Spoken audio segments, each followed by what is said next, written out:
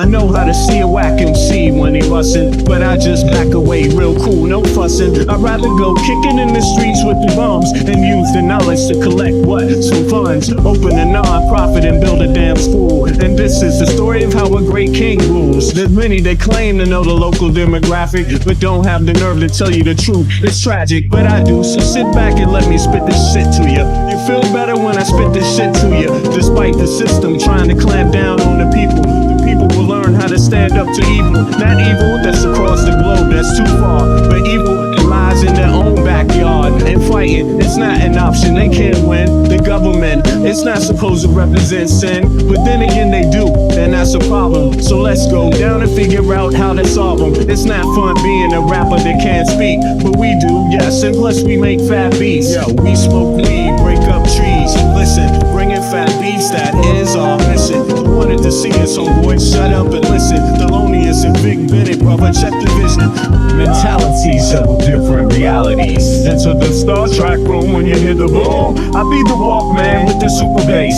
Automatic stop, yes, stereo cassette player. With the delayer, freaky lyrical sprayer. Extraterrestrial rhyme sayer. I be the poetical VIC/master of the ceremony. Tenderoni, won't you come step with me? I'm on a historical journey, kinda like Sigourney. Implore me to represent the attorney that represents my niggas, go figure. It's the card, they call me Uncle Bigger. Niggas love your blunts, down your liquors. I be the parallel to the fiction. You're fixated on this brother's nature.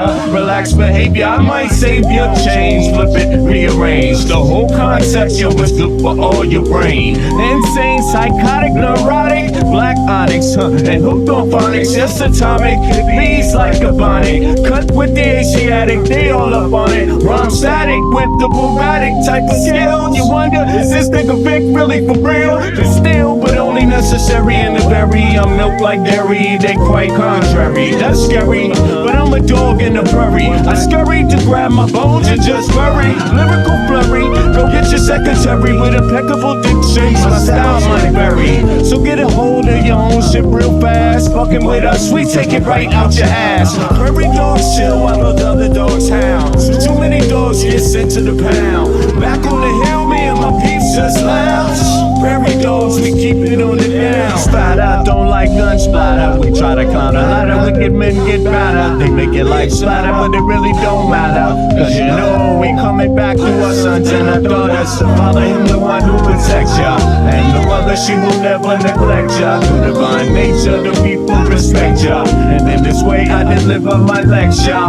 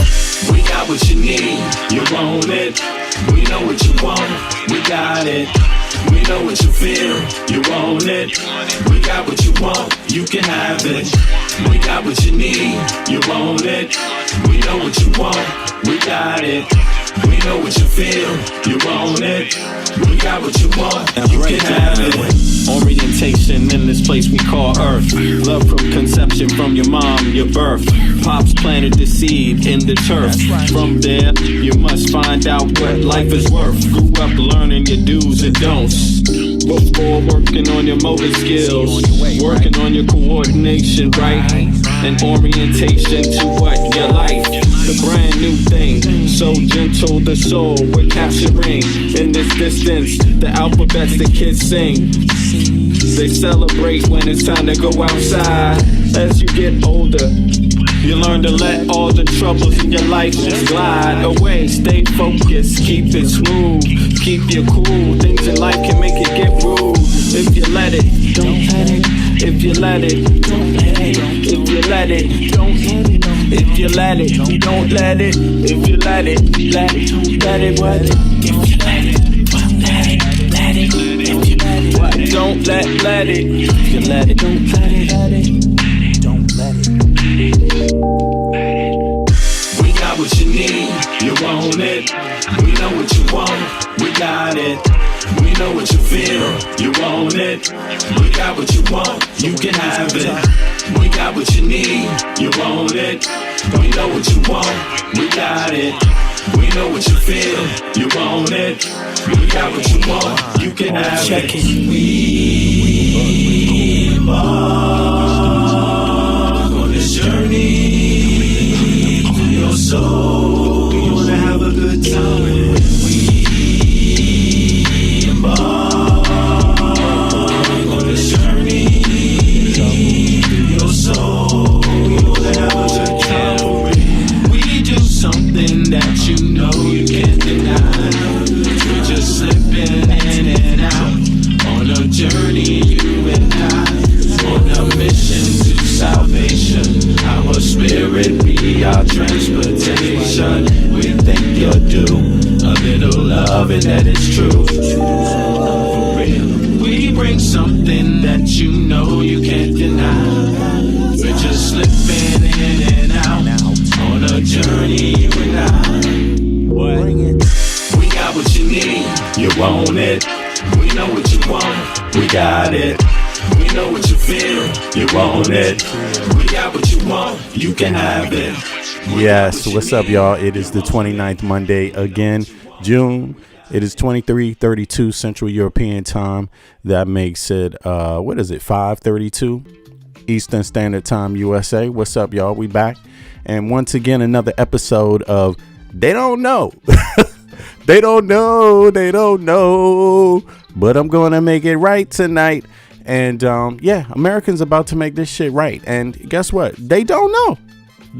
The ones that think what's going on in the U.S. is somehow positive or good, good for American citizens or good for the Western world, you don't fucking know. But we going to make it right tonight. All right. So be very real about that. It is coming, and it ain't going to just be a blue monsoon either at the election polls. It's going to be a complete entire takeover and change of the goddamn country that has been without a doubt the most oppressive Western country towards its own people. Okay, forget the rest of the world, y'all, for a second, and excuse me for people who have recently been screwed over by the U.S. But look, we understand how you feel, because the United States government has treated its own people like shit for such a very long time, and is trying to weasel out of a way how now, like it's, how that's normal. No. Let's remove everybody else from the outside for a moment, and let's talk about the American people. The American people, regardless of what's going on in Israel and Palestine, regardless of what's going on with China and Russia, regardless of what's going on with dissing Greenland and dissing Venezuela and dissing Cuba, dissing Canada, regardless of what's going on with anybody, all due respect, the United States government has treated its own people like shit for quite some time, and the goddamn mass media is a part of the scam. They're a part of the scam, and because they don't tell you this, American citizens, I don't know how good you feel about this, but you have had less representation in your parliament, your house, your Congress than all other Western people, period. Okay? You have like one representative trying to represent millions of fucking people. One. That's a recipe for corruption. Yeah. And that's been the norm in the United States for a minute. And at best, you have had half the representation of every other Western living human being on earth. That is what you have called your norm. Half representation at the very best than every other Western human being on earth. And we're going to make it right tonight. You might not know, but we're going to make it right tonight. But at worst, because most of you have it much worse than half.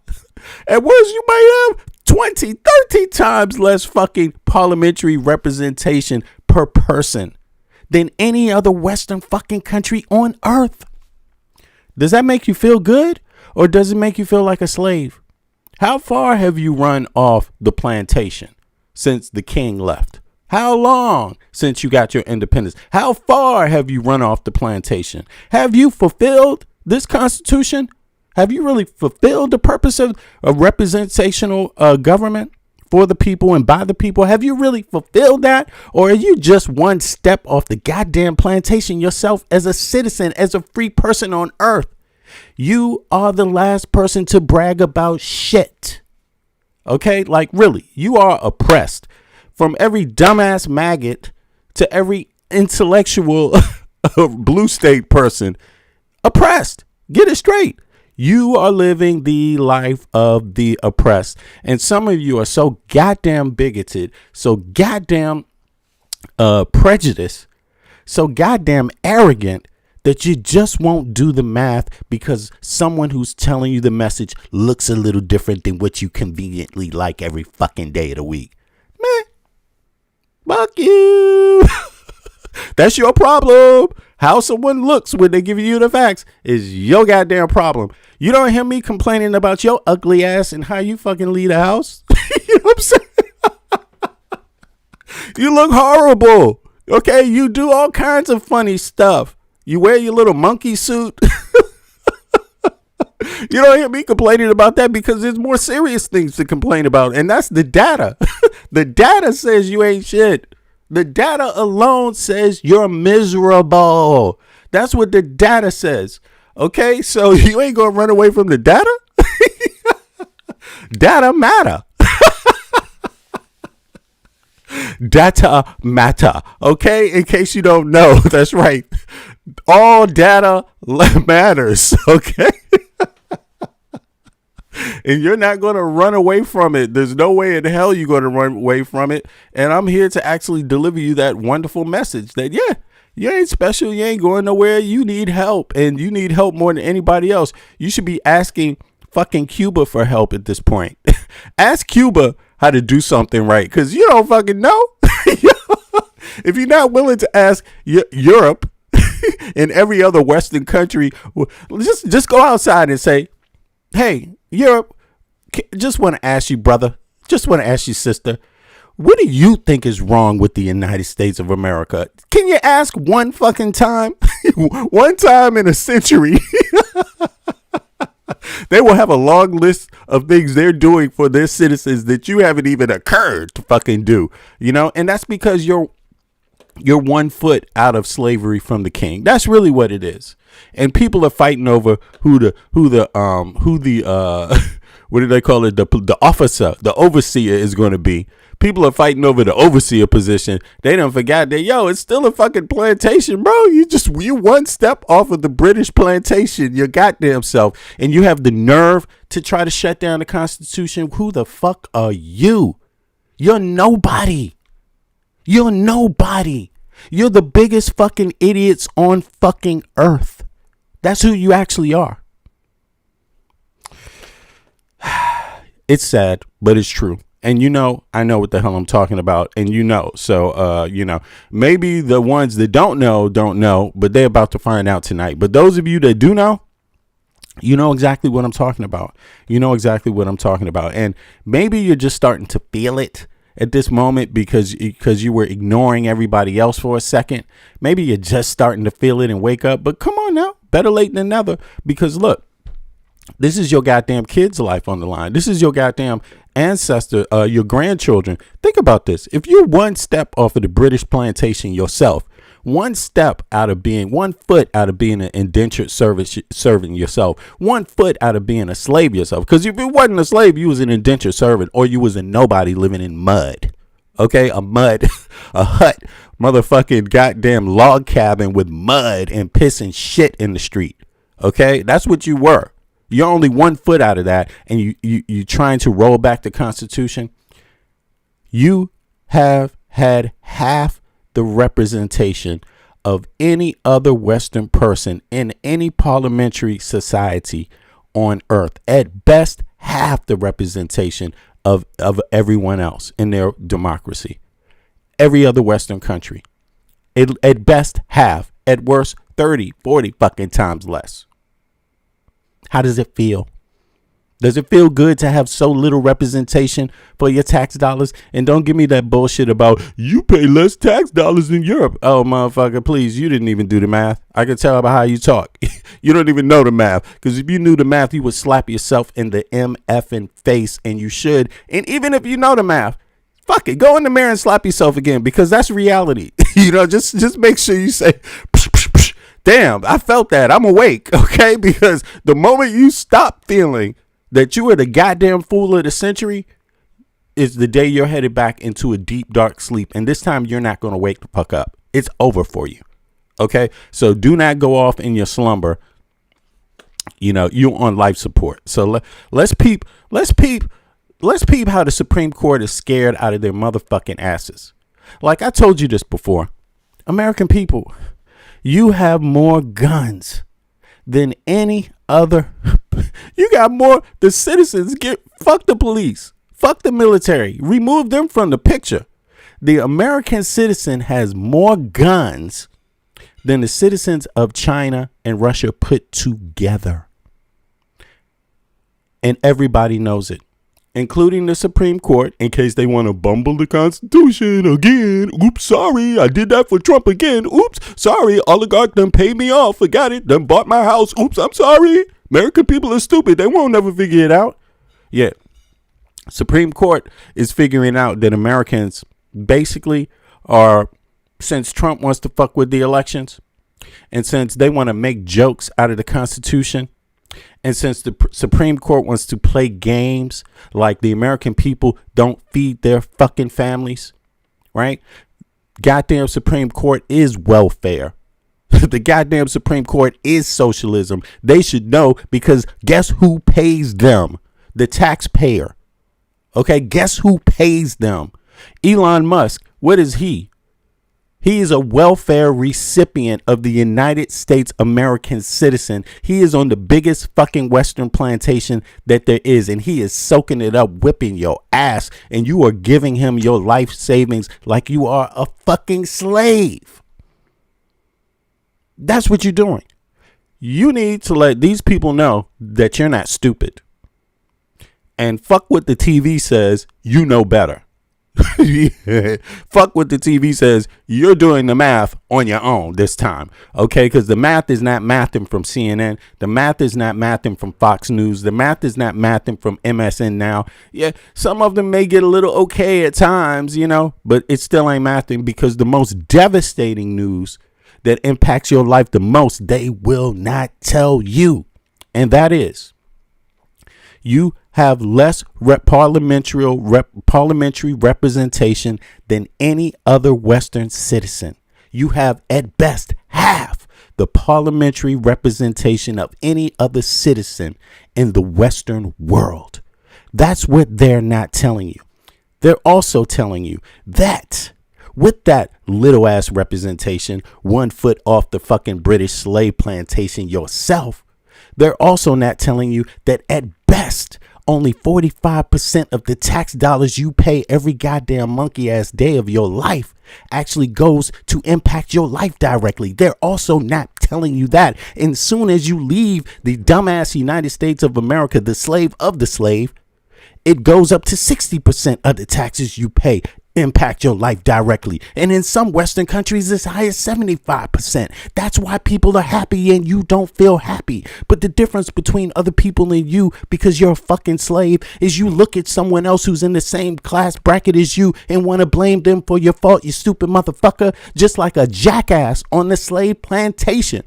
I'm going to tell Massa what you did yesterday. Oh no, they plotting to get free, Massa.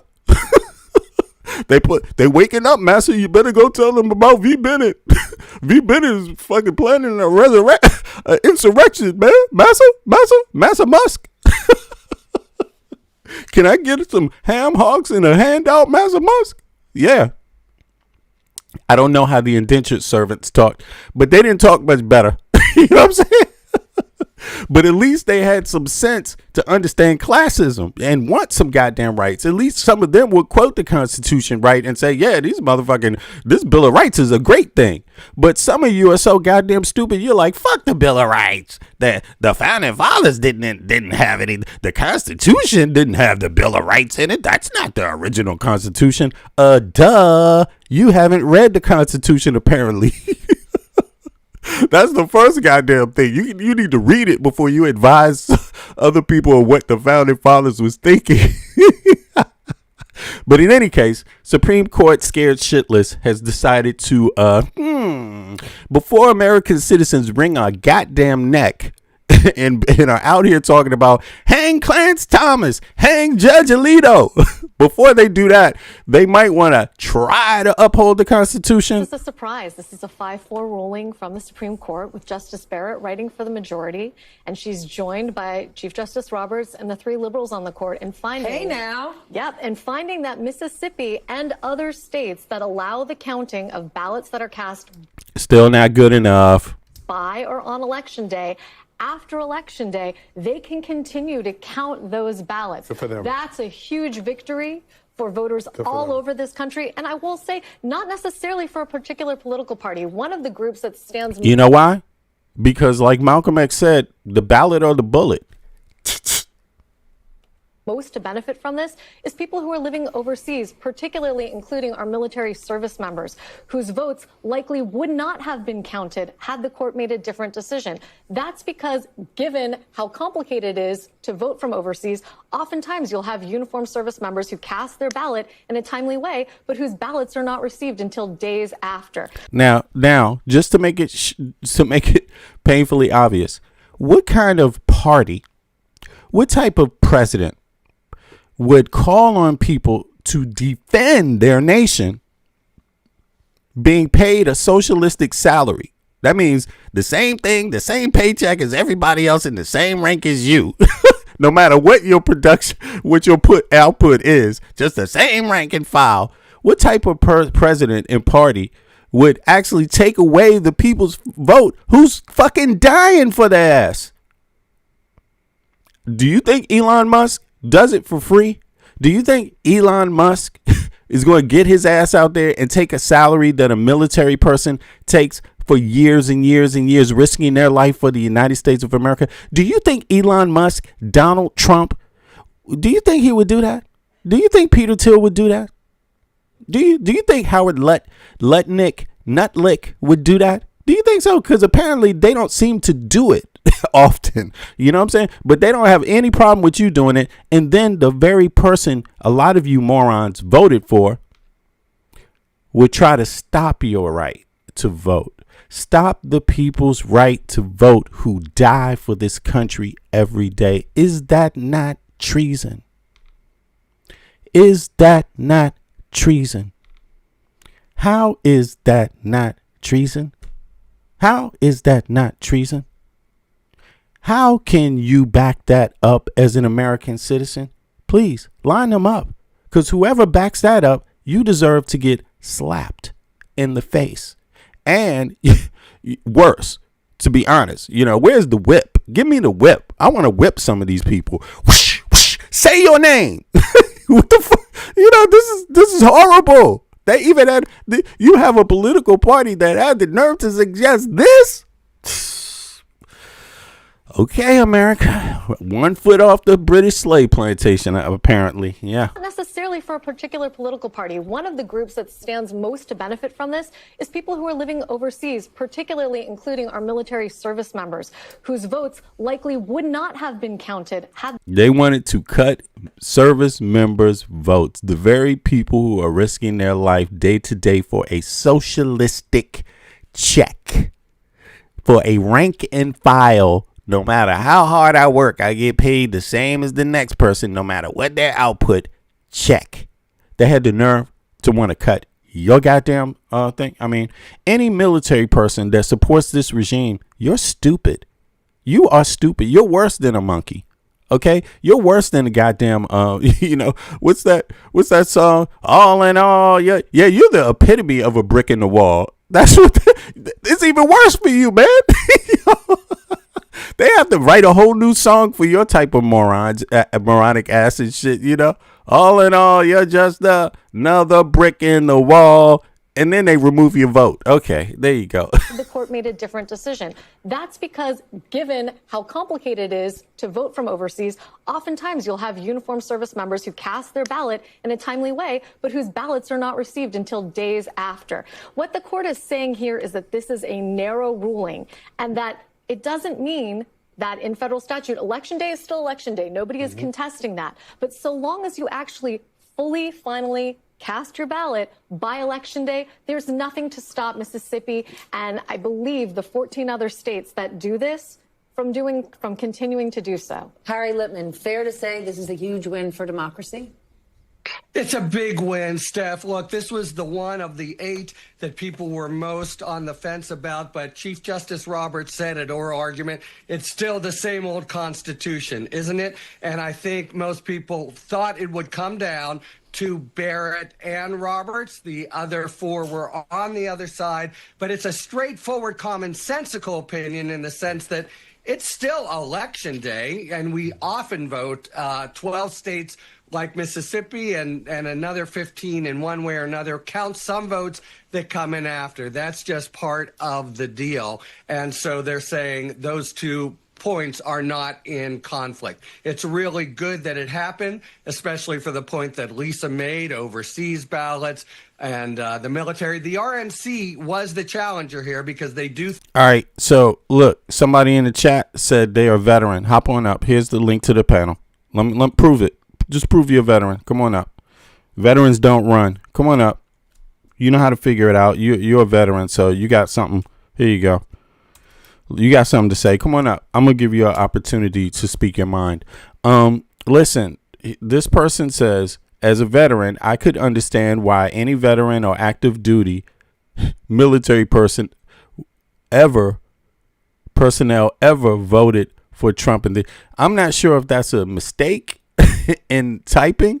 You know what I'm saying? It sounds like maybe it's a mistake, but in case it's not a mistake, come on up and speak your mind. I want to hear about that. But as I said, I don't understand that. I don't understand why anyone would die for a country that doesn't protect their right to vote. You may as well move to a communist country or move to North Korea, man. I mean, you know what I'm saying? What are you fighting for? You ain't fighting for the United States of America anymore when you don't fight to protect democracy. When you don't fight to protect the Constitution anymore. Come on. What is that? And I don't want to hear all of that stuff about it wasn't explicitly said in the Constitution. No, it's explicitly law.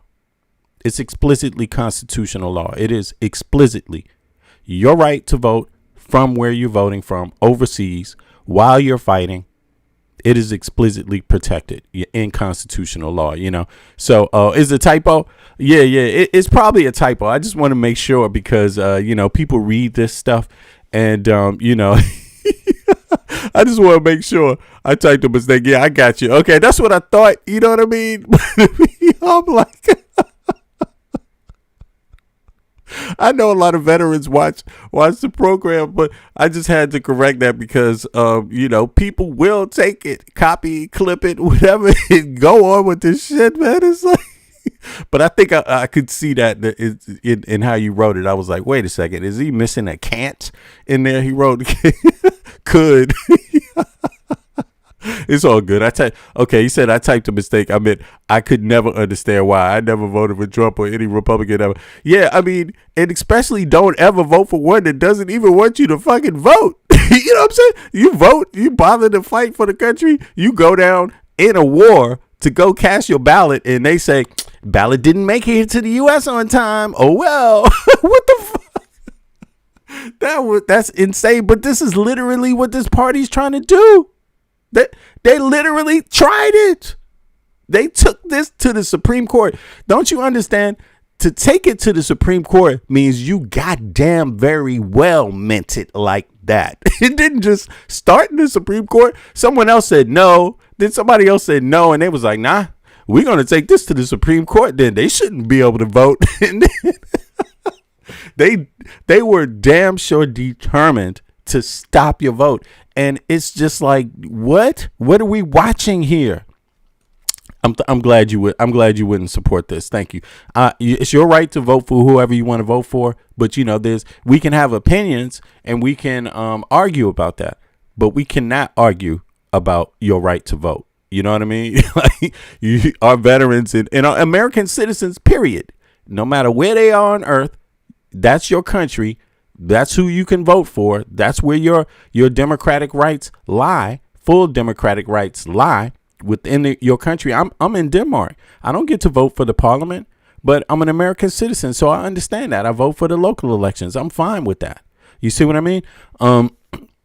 But so the only country I can vote in is for my own country, and that's how it is when you're a citizen. I'm not a citizen of any other country. I'm not a dual citizen. I'm not a triple citizen like Elon Musk. I'm not a triple citizen like Peter Thiel. No. That's it. That's what I have guaranteed for me if nothing else works out, is my citizenship. You know what I mean? So, and you never know how things turn, but because every day there's somebody out there with a brain that's like, no, we want to make sure you shouldn't have your whatever you've been working at for 20, 30 years. Let's take that too. You never know. There's always some wild ones out there. But listen, you wild ones need to listen up. The work I'm doing here is to protect you also, because Trump fucking doesn't care about your country.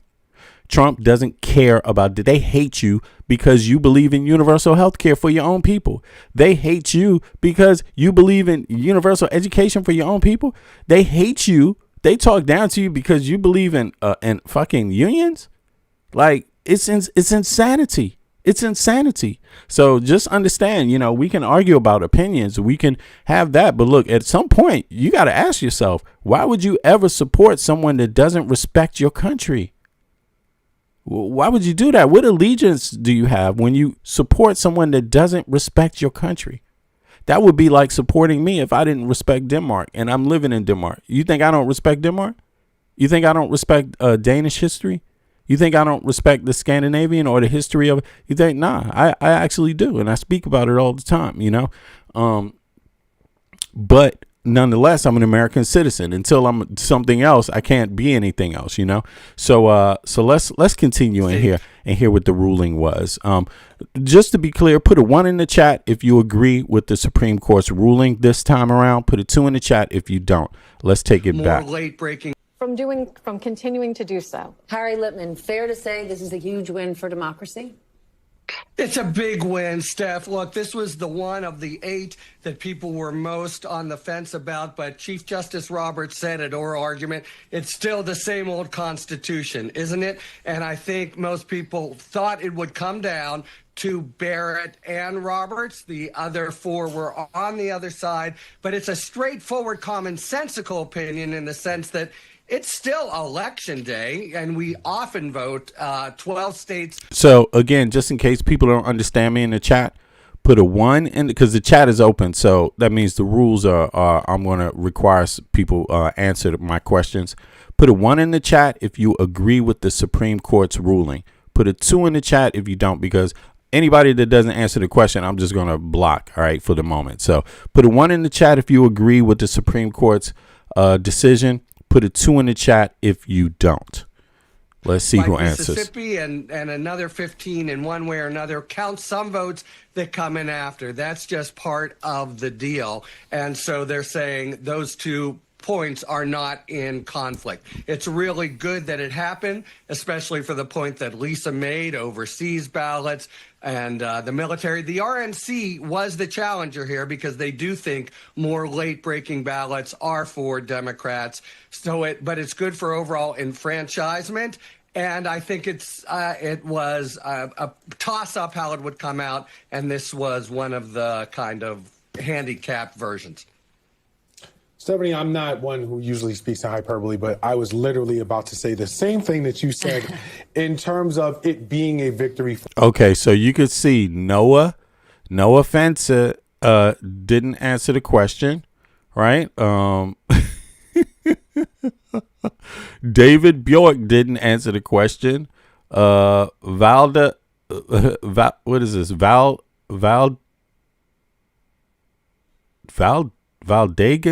Valdegason. Okay, I'm not sure how to pronounce that. Is that Scandinavian? Didn't answer the question. So I'm not sure why you wouldn't answer the question. It's simple. Do you agree with the Supreme Court's decision? If you do, put a 1 in the chat. If you don't, put a 2 in the chat. That's all. For democracy. Here's the plain speak of all of this. You cannot say to voters that every vote counts. You cannot encourage voters to participate in the system and say that your vote counts no matter where you are if you have that right to vote and you exercise it. And then at the same time argue that your vote should not be counted because you mailed in your ballot. That is not what democracy is, and it is not how it's supposed to work. And so, as Harry just said, the Constitution is pretty clear about how this works. And so even as I might not align with Justice... I mean, my fault. I said Valdegason. My fault. I didn't mean you. I meant Texas Pete. Texas Pete, you didn't answer the question, Texas Pete. Roberts on everything. Yes, the Constitution is still just that. And in as much as the states should have the right to run their elections as they see fit, and that is a part of how the Constitution is worded, federalizing it in this way and trying to take that away from certain states runs against the notion of democracy and our civic institutions and processes and how they are supposed to work. So while I don't say it often, this is indeed a victory for democracy, because if you were to go the other way, how can you truly plausibly maintain the idea that every vote counts and that's why you should participate? Let's go to Fallon Gallagher. Fallon, walk us through what you know. Yes, Steph, this is a big win for democracy, as some of your guests have been saying, and somewhat of a surprise. This law from Mississippi faced some really sharp questioning during oral arguments where the justices were weighing whether or not it can really be deemed as Election Day if the ballot is received after Election Day. Now, of course, it would have needed to be postmarked, but this is going to have massive implications for the midterm elections because 18 states and territories have laws like Mississippi on the books.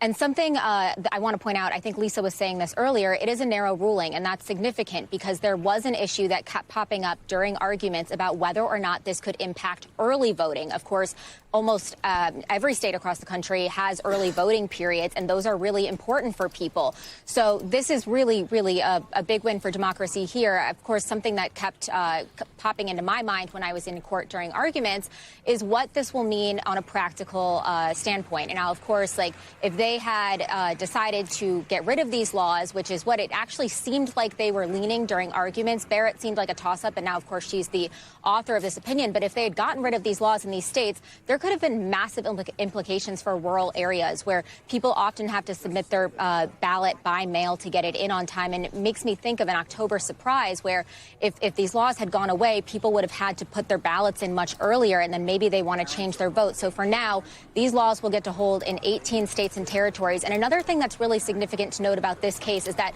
this is it's a law coming from Mississippi, of course, a very red state, and they sued against the RNC.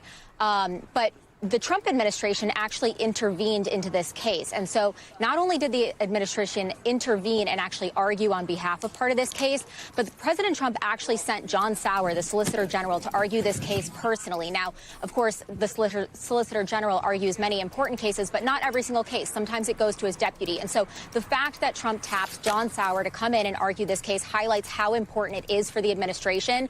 And the way that this court has ruled today in a 5-4 ruling, it is a loss for the President Trump.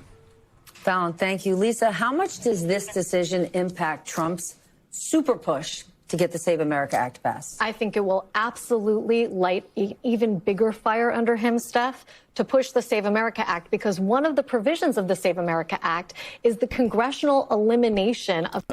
Yeah. So let me see here. I see there's a couple of anonymous and unidentified people in the chat. Listen, someone said Randy wishes everybody a happy Pride Month to yeah, happy Pride Month to you too, Gary. I didn't know you was gay, but if you are, that's your right. That's your own business. All right. So but then he goes on to say Harris said men can use the girls' bathroom. Oh, really? Is that what she said? I didn't know that. But in any case, here's the thing. I'm a grown ass man myself. I have kids. I use bathrooms. You know, I've been on Earth 56 years. I typically use the cleanest bathroom available. Yeah, I don't really give a shit. I'm a heterosexual black male. I don't care. I'm going to use the bath. I'm worried about hygiene, not necessarily about gender when I go in the bathroom. I'm not going in the bathroom thinking about sex. I'm going in there to think about relieving my taking a leak or taking a dump. OK, and when you're thinking about taking a leak or dump, you think about hygiene. OK, yeah, I'm not a pervert. So sexual relations is not always on my mind all the time. OK. When I meet you, I'm not thinking, are you gay? Because I'm not trying to have sex with your ass, okay? I'm a little picky, okay?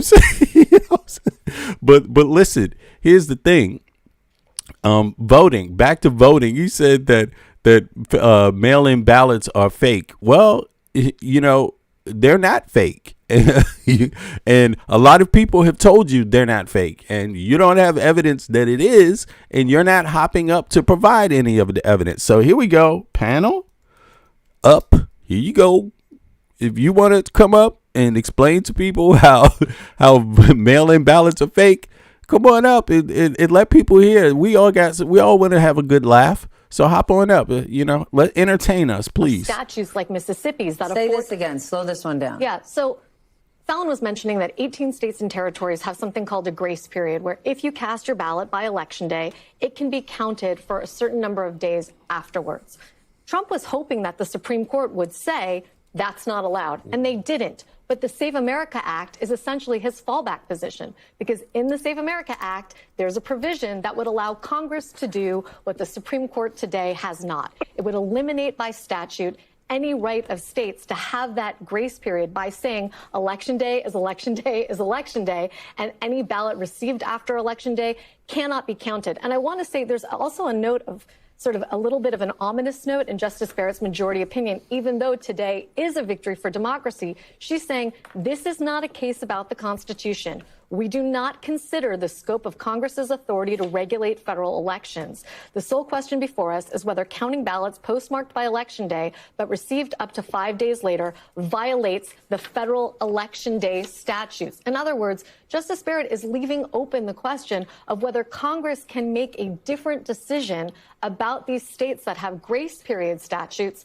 than the one that the court made today. All they're saying is there's nothing about Mississippi's statute or the statutes of other states that's inconsistent with the law that defines when elections are to be held. But that doesn't mean that so let me see here. So they're making, what they're saying is that if Congress wanted to enact something, that's Congress's business, right? That's what they're saying now, right? Although that's an interesting point, because who brought this to the Supreme Court in the first place? They didn't understand that that's what the Supreme Court thinks, that it's not the Supreme Court to do that, that's the Constitution. The Constitution has decided how elections are run. It is run by the states. They didn't know that. That's constitutional law 101. Why don't you know that? Why don't you read the Constitution? Right? That's just how it's always worked in the United States of America since it's been constitutional law, right? There it is. The states run elections. They decide how they're run. States do. You see what I mean? So there it is. Now, there's a lot of people that believe in state rights when there's something they don't like about the federal government. And then a lot of times those same people flip-flop when there's something they like about the federal government, they want it involved in every state. Then take away their rights because I want those people in those states living their life exactly like me. You know, so at best, it's just hypocrites, right? To their own constitution. Hear me good and hear me loud. Whoever you are as an American citizen, Republican, Democrat, independent, voter, non-voter, whatever, black, white, Asian, Native American, whatever you want to be, whatever you call yourself, whatever you think you are, right? You have less representation already than any other people in any other Western capitalistic country. Less representation. So if you want to argue to have even less than less, go for it. It's your dumbass life. It's your taxes. You can waste them if you want, but it's not going to harm me directly because I'm an American citizen that doesn't live in the United States.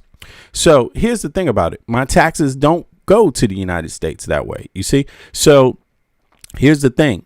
At best, you have half the representation of a European citizen in your parliament already. At best. At worst, you have 30% less representation. That means a representative per person. That means a person that actually goes out in your community and sees and can take data on what is going on. Yeah, you don't really have much representation right now. So you might want to back up your voting rights because basically you're already starting off at a deficit compared to other European countries. Now, if you don't want to compare yourself to other Western countries, then just stop calling yourself a Western country. That would help a lot of people too. Maybe less people will be confused.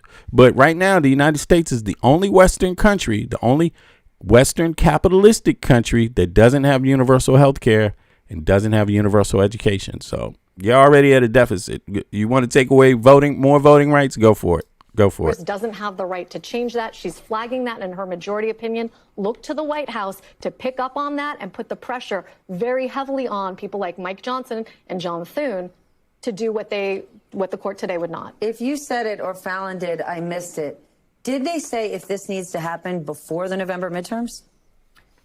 Well, first of all, in terms of what is happening today, these statutes currently exist. Mm-hmm. So all the court is saying is that the various states that allow grace periods, they can continue to administer elections the way that they always have.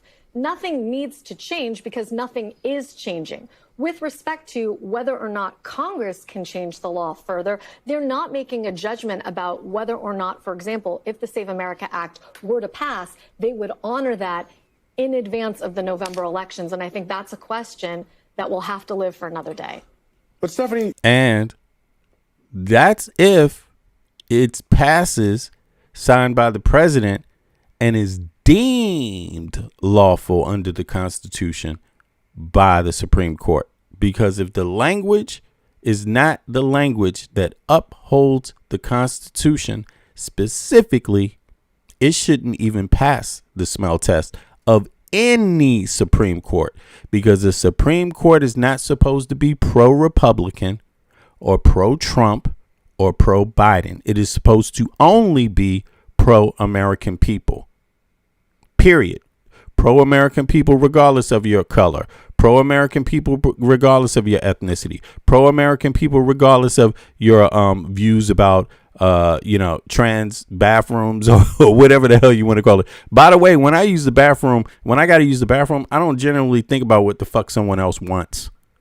Okay? That's your own business. When I'm trying to use the bathroom, I determine that myself. What the hell, man? Some people want to be all up in your business. You can't use this bathroom. Okay, well, let me get in front of you when you're trying to take a leak. And we'll find out, okay?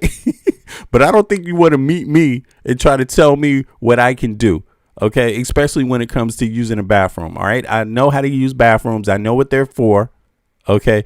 And, yeah, I'm not thinking about anybody else. I'm just thinking about taking a leak, all right?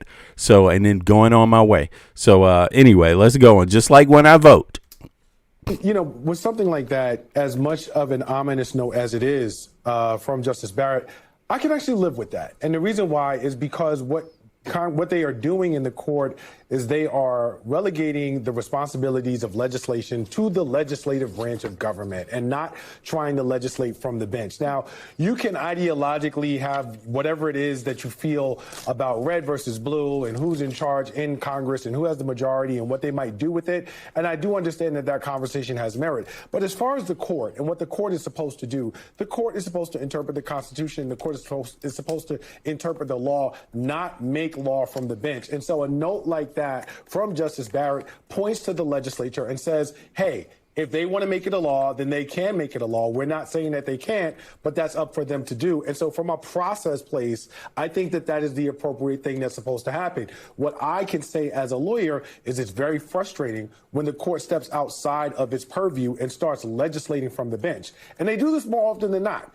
And I think that the birthright citizenship case is one that I'm watching and hoping that they don't do, as well as the case with respect to Lisa Cook and the Fed, because that's also another case with huge implications. I know I was talking about birthright citizenship. I was talking about mail-in balloting. But please know that my 1A is that Fed case. And it's because of the bigger implications it has on independence, on nonpartisanship, and on public trust in ways that can really, really impact a lot more than we're seeing. Yes, amen, and thank you, because in that case, I think the average person doesn't pay attention to it. Right. They're like, what? Fed governor, Lisa Cook, mortgage fraud, don't know her. Why does it matter? Why? The Fed's independence is instrumental. It is so crucially important to our functioning government. And if suddenly that's not the case, I mean, if you haven't yet, if you read Jonathan Swan and Maggie Haberman's new book, when Jay Powell basically has a holy effing blank moment, that guy doesn't do that. Harry, what is your take here? Not on Lisa Cook, but I want to stay. Sorry, I went off on a tangent given how much I care about that one. I want to go back to the ruling we just got. Yeah, first, I think Lisa's point really matters. It's big, but it's big because of an escaped bullet. It would have been very consequential had they gone the other way. Second, I read Justice Barrett's proviso a little bit differently. If that SAVE Act passes, the number one constitutional challenge is that Congress is usurping the authority of the states, who under the Constitution are given the primary role for time, place, and manner of elections. So they're not speaking to that, and they're leaving it in reserve. But I don't think it's a harbinger necessarily of the SAVE Acts being passed. Exactly. So again, the chat is open. And the reason why I'm saying this is because when the chat is open, then I'm looking for everybody to participate in answering my questions. So my question again is, do you support the Supreme Court's ruling today? If you do, put a 1 in the chat. If you do not, put a 2 in the chat. I'm really checking to see, for some of these people that just ignore that when they hear me say it. So I'm going to give folks one more chance. Put a 1 in the chat if you support the Supreme Court. Put a 2 in the chat if you don't. Also, you probably would want to subscribe if you've been here more than 2 or 3 minutes. Right? Okay. Because at some point I'm going to go into subscriber mode and you won't be here anymore if you're not subscribed. OK, so those are part of the things I demand from you. Right, while you're here on my, in my chat. So let's keep it going now. Let's see what Chris Hayes has to say about this. Democracy docket. Yeah. Oh, by the way, a major victory. Democracy docket is really the top legal firm fighting cases like this in the courts. Cases about democracy, not cases about Republicans or Democrats, but just democracy, upholding the Constitution. In case you don't know, I'm going to drop the link in the chat and then folks can take it from there. Now, let me see here. Let me just make sure I get this right here. All right, here we go, y'all. State Supreme Court for voting rights. That's right. You heard me right. A major victory in this Supreme Court. Hi, this is Mark Elias, founder of Democracy Docket. And as you know, I am also a practicing lawyer. And this case, Watson versus Republican National Committee, well, it's quite personal to me because I and my law firm litigated this case from the trial court through the Fifth Circuit and all the way to the U.S. Supreme Court. And today was a big victory for us, for everyone who cares about free and fair elections, for the Democracy Docket team that has been covering this through all of the twists. If you are a military veteran and you are overseas, right, fighting in any war, fighting in a war against Iran right now, or any other place in the world, right? This is the man who protected your voting rights while you were at work fighting for the American people. This is actually him. There you have it, right? So, yeah, and I don't know Mark Elias. I'm sorry, I said Chris Hayes. I'm out of my mind. Mark Elias, right? So, people, you know, you should respect the fact that someone is out there fighting for you. Someone appreciates the fact that you are actually protecting the country, giving your life on a socialistic check, you know, rank and file check, meaning you don't get paid for output. You get paid the same as somebody else in the same class as you. That's it. Okay. Nothing special. Okay. You could be a lazy ass military dude sitting on your ass doing nothing, or you could be the one out saving the squadron. Same check. This guy cares about you. You know what I mean? He protected all of your rights, your voting rights. So let's give him credit for that. Thank you, Mark Elias and company, for caring about the soldiers, caring about the people who protect our lives every day, and have the bravery and the lack of selfishness to do it for a brick in the wall salary. You all are the best. Thank you. In the turns. So I'm going to ask you up front to do me a favor and subscribe to Democracy Docket right now to help support them and their invaluable efforts. Click on the link in the description below or on the screen right now, or type in democracydocket.com/YouTube. This was a major victory for voting in the United States. The Republican Party has been scheming for years under Donald Trump to try to figure out every possible way to limit mail-in voting and to toss out lawful votes. And this case out of Mississippi, well, it was the most cynical scheme that they've come up with yet. They argued that the federal election day statute, the law that says that elections for Congress and president in the United States are held on the Tuesday following the first Monday in November. Well, they argued that this required that all ballots cast by mail be received by election offices by that election day, and that ballots that were mailed by that election day, that we know have been mailed by election day because they were postmarked, but were received in the days afterwards, well, those had to be thrown in the trash. Okay, that's the argument that the Republican National Committee made, is that because Election Day is held on the Tuesday following the first Monday in November, that means that any ballot postmarked by Election Day that maybe came in on the Wednesday or the Thursday or the Friday or the Saturday, well, those ballots had to be thrown out. Now, this would not have affected just a handful of votes. I mean, this would have affected hundreds of thousands of ballots, maybe as many as 1 million in presidential years, that would have now been thrown in the trash. Now, why is the Republican National Committee doing this? Why did they spend millions and millions of dollars on this lawsuit alone? It's because they think that they'd gain partisan advantage from this. They know that the mail is slow.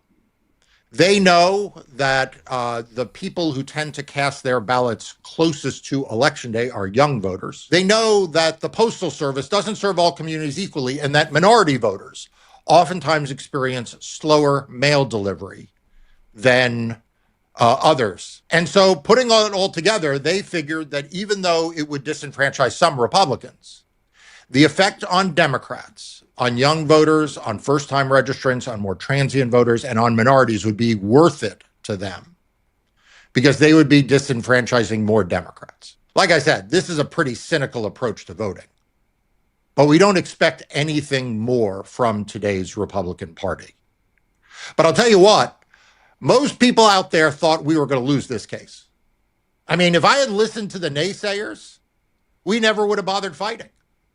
If I had listened to all the pundits and all the prognosticators and the people who never show up in a courtroom and ever fight for the voting rights of real Americans, but rather just sit in their air-conditioned offices and tell me why it is I can never win in court. If I had listened to them, well, where would we be right now?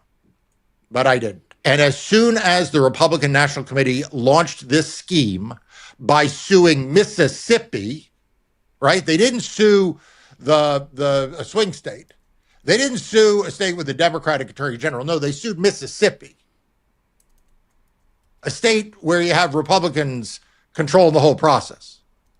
In fact, the Democracy Docket team published an article after this lawsuit was filed that showed that actually the state of Mississippi started to repeal the law after the RNC filed the lawsuit. They figured, well, if the president and the Republican National Committee don't like this law, we'll just get rid of it. And then all of a sudden that stopped. It was almost as if the RNC wanted Mississippi to be the ones defending this lawsuit, so that as it progressed through the courts, it would be the Republican National Committee's lawyers versus the Republican Attorney General lawyers in Mississippi. But we got involved in this case right away. We've got into this fight on behalf of the Mississippi Alliance for Retired Americans, a group of retirees, and Vet Voices Foundation, a group of veterans. Yes. Both groups of which rely. So you hear that? You hear that, right? Retirees and veterans got involved in this, also together with Elias's law firm, and took this to the Supreme Court. And the Supreme Court was like, yeah, you Republicans, sorry, it's not going to work this time. And, I wouldn't sleep on the Supreme Court because, of course, they're moving towards this. Like you heard the ruling, one of the judges, I forget her name, made a mention. I think it was Amy Barrett. Is that who it is? No, not Barrett. I'm sorry. One of them. We just showed her statement. She said that, the Congress, if the Congress wants to take this up, that's up to them. But the Supreme Court has no space for this because it's already decided law in the Constitution that it's the states. It's not, it's not us that do it. It's decided constitutional law who runs the elections. And that's been there the whole time. So if you want to change constitutional law, there's only one place you can do that, and that is in Congress. You see? So, of course, Congress, we have the laziest Congress in any Western country, right? We have a Congress that gets socialized health care themselves, but don't seem to care if Americans that pay their socialized health care, that pay for them to have health care, should have the same.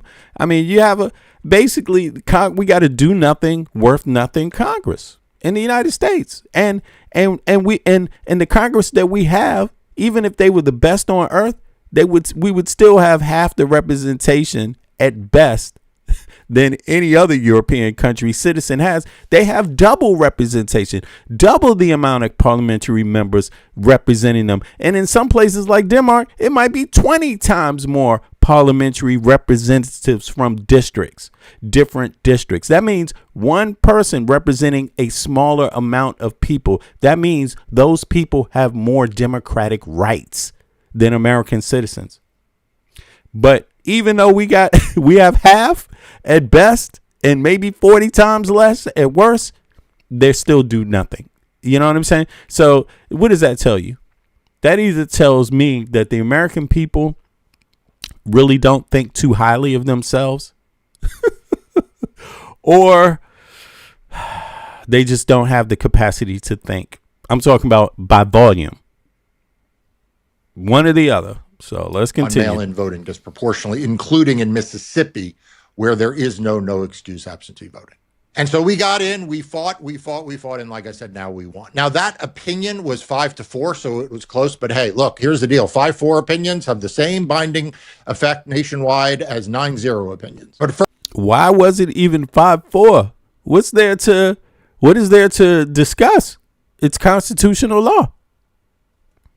It's crazy. First, let's talk about some of what Justice Barrett wrote in the majority. Quote, the federal election day statute does not preempt Mississippi's law. The defining element of an election, the term used in all three federal statutes, has always been the electorate's choice of candidate.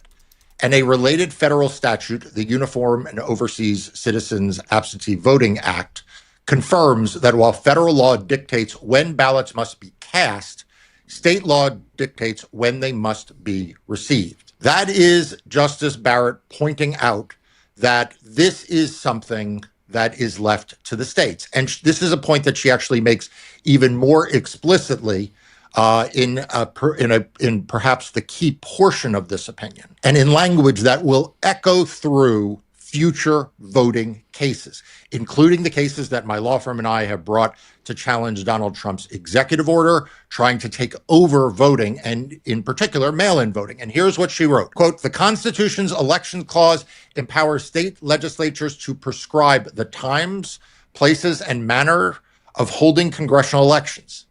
Congress may override most of these choices. By default, however, responsibility for the mechanics of congressional elections belong to the states." Right. And that is basic. That's basic constitutional law.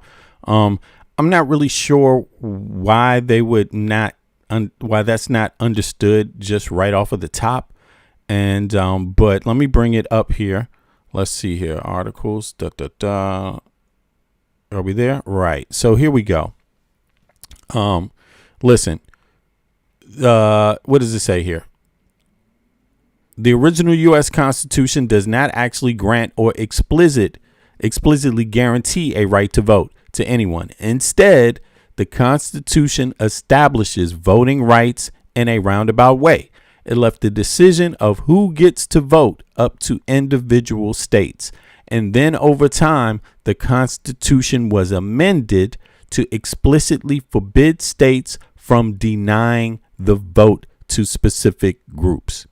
Here is the breakdown. The original framework, right? States in control. So in the Constitution, Article 1, the blueprint for how voting is handled is found right at the beginning of the Constitution, right?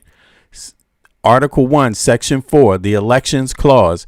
This gives state legislatures primary power to set the times, place, and manner of holding elections for senators, representatives, though it notes that Congress can step in and alter those regulations if it chooses.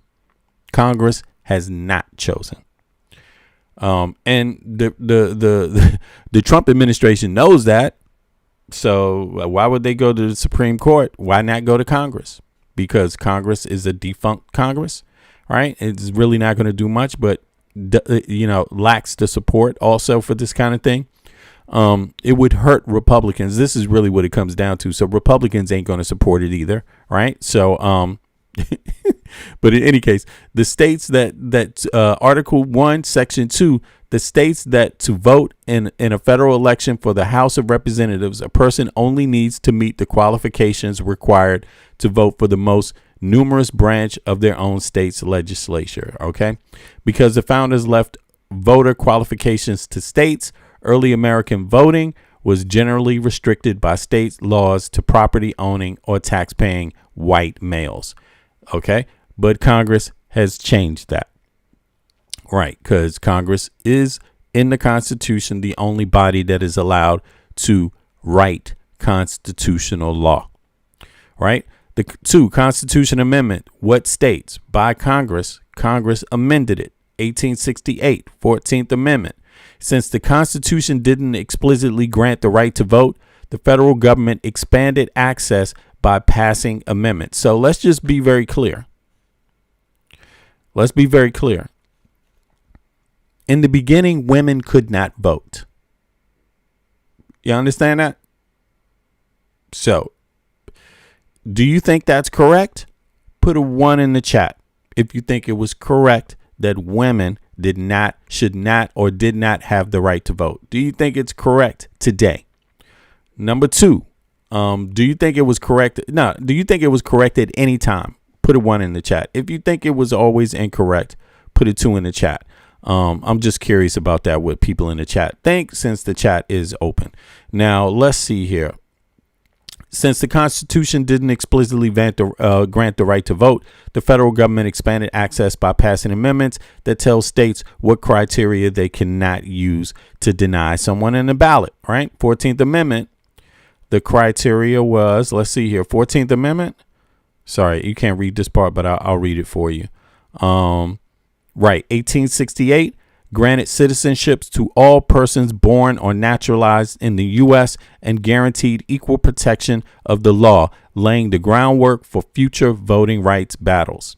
15th Amendment, 1870, prohibited the denial of the right to vote based on race, color, or previous condition of servitude. That means that also white males who used to be white people, who used to be servants or something like that, and then got their freedom all of a sudden, you wouldn't be able to go back and say, yeah, but you were here because you were a servant. So, you know, that they never intended for you to vote. You know, see, that protects you too. Because all of you weren't slave masters. Some of you were in indentured servitude to the king, right? You didn't have rights. Out there in the slop like everybody else. Okay, 19th Amendment, 1920. Prohibited the denial of the right to vote based on sex, granting women suffrage. So here, women, it's only 100 years that women could even vote. Only the last 100 years. 24th Amendment, 1964, banned poll taxes in federal elections, which had been heavily used by southern states to keep poor and black citizens from voting. 26th Amendment, 1971, lowered the mandatory voting age across the country to 18 years old. So, yeah, there you have it. So let's get back to Mark Elias here. The Constitution's system for presidential elections is similar. Now, note that language, that responsibility for the mechanics of congressional elections belongs to the states. This is the central argument that I and others are making in court right now to say that Donald Trump cannot, through unilateral action, cannot, through executive order, try to dictate mail-in voting, including, by the way, trying to tell the U.S. Postal Service what ballots it can or cannot deliver. And it will also be the basis of legal challenge if the U.S. Postal Service decides to go along with Donald Trump's latest scheme. Now, you've noticed a few times I've used this term scheme, because that's what this is. The Republican Party used to embrace voting by mail. Like I've made this point before, that the reason why the Republican Party gained dominance in Florida was because they focused on voting by mail. The Republican Party won a critical Senate race in 2010, right after Colorado adopted all mail-in voting, by focusing on voting by mail. A lot of the reasons why Republicans were so strong in Arizona for so long was because of their focus on voting by mail. Okay, I could go into more state examples, but this used to be something that both parties focused on, in particular Republicans. But then in 2020, Donald Trump turned against mail-in voting. And we need to understand why. He did it because there was a pandemic in which a lot of people were afraid to vote in person because of the transmission of COVID. And Donald Trump, who was president at the time, looked out and said, you know what? Republicans are less afraid of that than Democrats. And so I am going to use that differential of fear over in-person voting to start spreading lies about mail-in voting, to start insisting that Republican states target mail-in voting. And ultimately, in recent years, to advance a new federal law that would target mail-in voting, the SAVE Act. Okay, this all began because Donald Trump saw partisan advantage. And the Republican Party has not stopped ever since. In lawsuits after lawsuits, I have faced off against them over issues involving what ballots get counted and what ballots don't get counted, and in particular, with respect to vote by mail. This lawsuit that we just won in the U.S. Supreme Court is just one example of them. I mean, there's another case that the U.S. Supreme Court looks likely to grant review for next year. And by the way, I could use a year off from the Supreme Court. I mean, honestly, like, it'd be okay with me if next year I was like, you know what, I don't got anything in the Supreme Court. But that's not the case. They've already granted review on one case that I am involved in litigating with my firm out of Arizona that also deals with proof of citizenship requirements and removing people from the rolls. If that sounds familiar, it's because that's also a common Republican theme. It is a lawsuit that my law firm represents Mi Familia Vota in, and the Supreme Court's decided to hear that case. And you won't be surprised to know that the party seeking review after they lost is the Republican National Committee. So we'll be back in the Supreme Court again at least once next term on that. But there's this other case out of Pennsylvania where I represent the Democratic Party. And it's a lawsuit that we won below, again, in the Third Circuit, conservative circuit. And it has to do with whether mail-in ballots, where there are issues related to the signature and dating of those ballots, whether those technical things should mean that someone's ballot gets thrown out. It won't surprise you to know that the Democratic Party believes they should not be thrown out. And it won't surprise you to know that the Republican National Committee believes they should be thrown out. And that case is likely to be heard next year as well. We don't know for sure right now. The Supreme Court has asked the Solicitor General what he thinks. And well, we know. So there are more cases coming up that have an effect on the standard of democracy in the United States of America, as you hear, right? That was Mark Elias from Democracy Docket, right? One of the main firms fighting cases for democracy in the Supreme Court or in the courts across the country. So support his page. His link is in the chat. Donate to them also, because really they're pretty much, although he supports the Democratic Party cases, that sometimes it's really just about Americans and in the Constitution. Those are battles, you know, people's civil rights. Now, and voting is a civil right. Now, but he did mention that this is not the last case. There's a lot of cases, but this case that passed in about mail-in ballots, that was a very important ruling. And luckily, the Supreme Court found a way to kind of go down the middle this time, 5-4, instead of always 6-3, or 5-4, instead of always 6-3. All Republicans always supporting Trump unanimously is what you get out of this Supreme Court. 6 Republican Supreme Court justices, almost 98% of the time, rule for Trump, period. No matter what he's asking. If he's asking for Americans to pay Elon Musk grandkids fucking salaries, right, through taxes, they will say, okay. That's typically what's going on with the Supreme Court right now. Rulings like that, right? So to see this ruling is a shocker, right? People didn't expect the Supreme Court to do that. But what does it mean on the ground? What that means is through the vote, things are going to be changing. And you are going to, even in this one, you know, this is where how insidious Donald Trump, Elon Musk, Peter Thiel, Howard Lutnick, and the rest of this Epstein administration is. They don't even trust white Americans to vote for them. Like, they're not happy with this. They wanted to stop veterans, people who they just want to stop. Seriously, they're that fucking scared. They're that scared. Don't you for a second think that they're just worried about what minorities think of them right now, because that's not it. Because half of Hispanics voted for Trump. Half of many other minority groups voted for Trump. So they're not thinking about your minority status specifically. They're just worried about regular average American thinking, right? So they wanted to accomplish that in this attack on mail-in ballots, and they lost it, right? So but then they will try to do the last things that they can do and try to head off a few minorities here and there across the country, you know, through other cases. But the main case has been lost. So what it means is that it might be a blue tsunami. It might not just be a wave. It might be a blue tsunami, because the only question is, what type of blue is it going to be? Is it going to be a blue tsunami where you have representatives that understand that Americans are the only Western capitalist people that don't have universal health care and universal education? Are you going to have blue wave reps like that?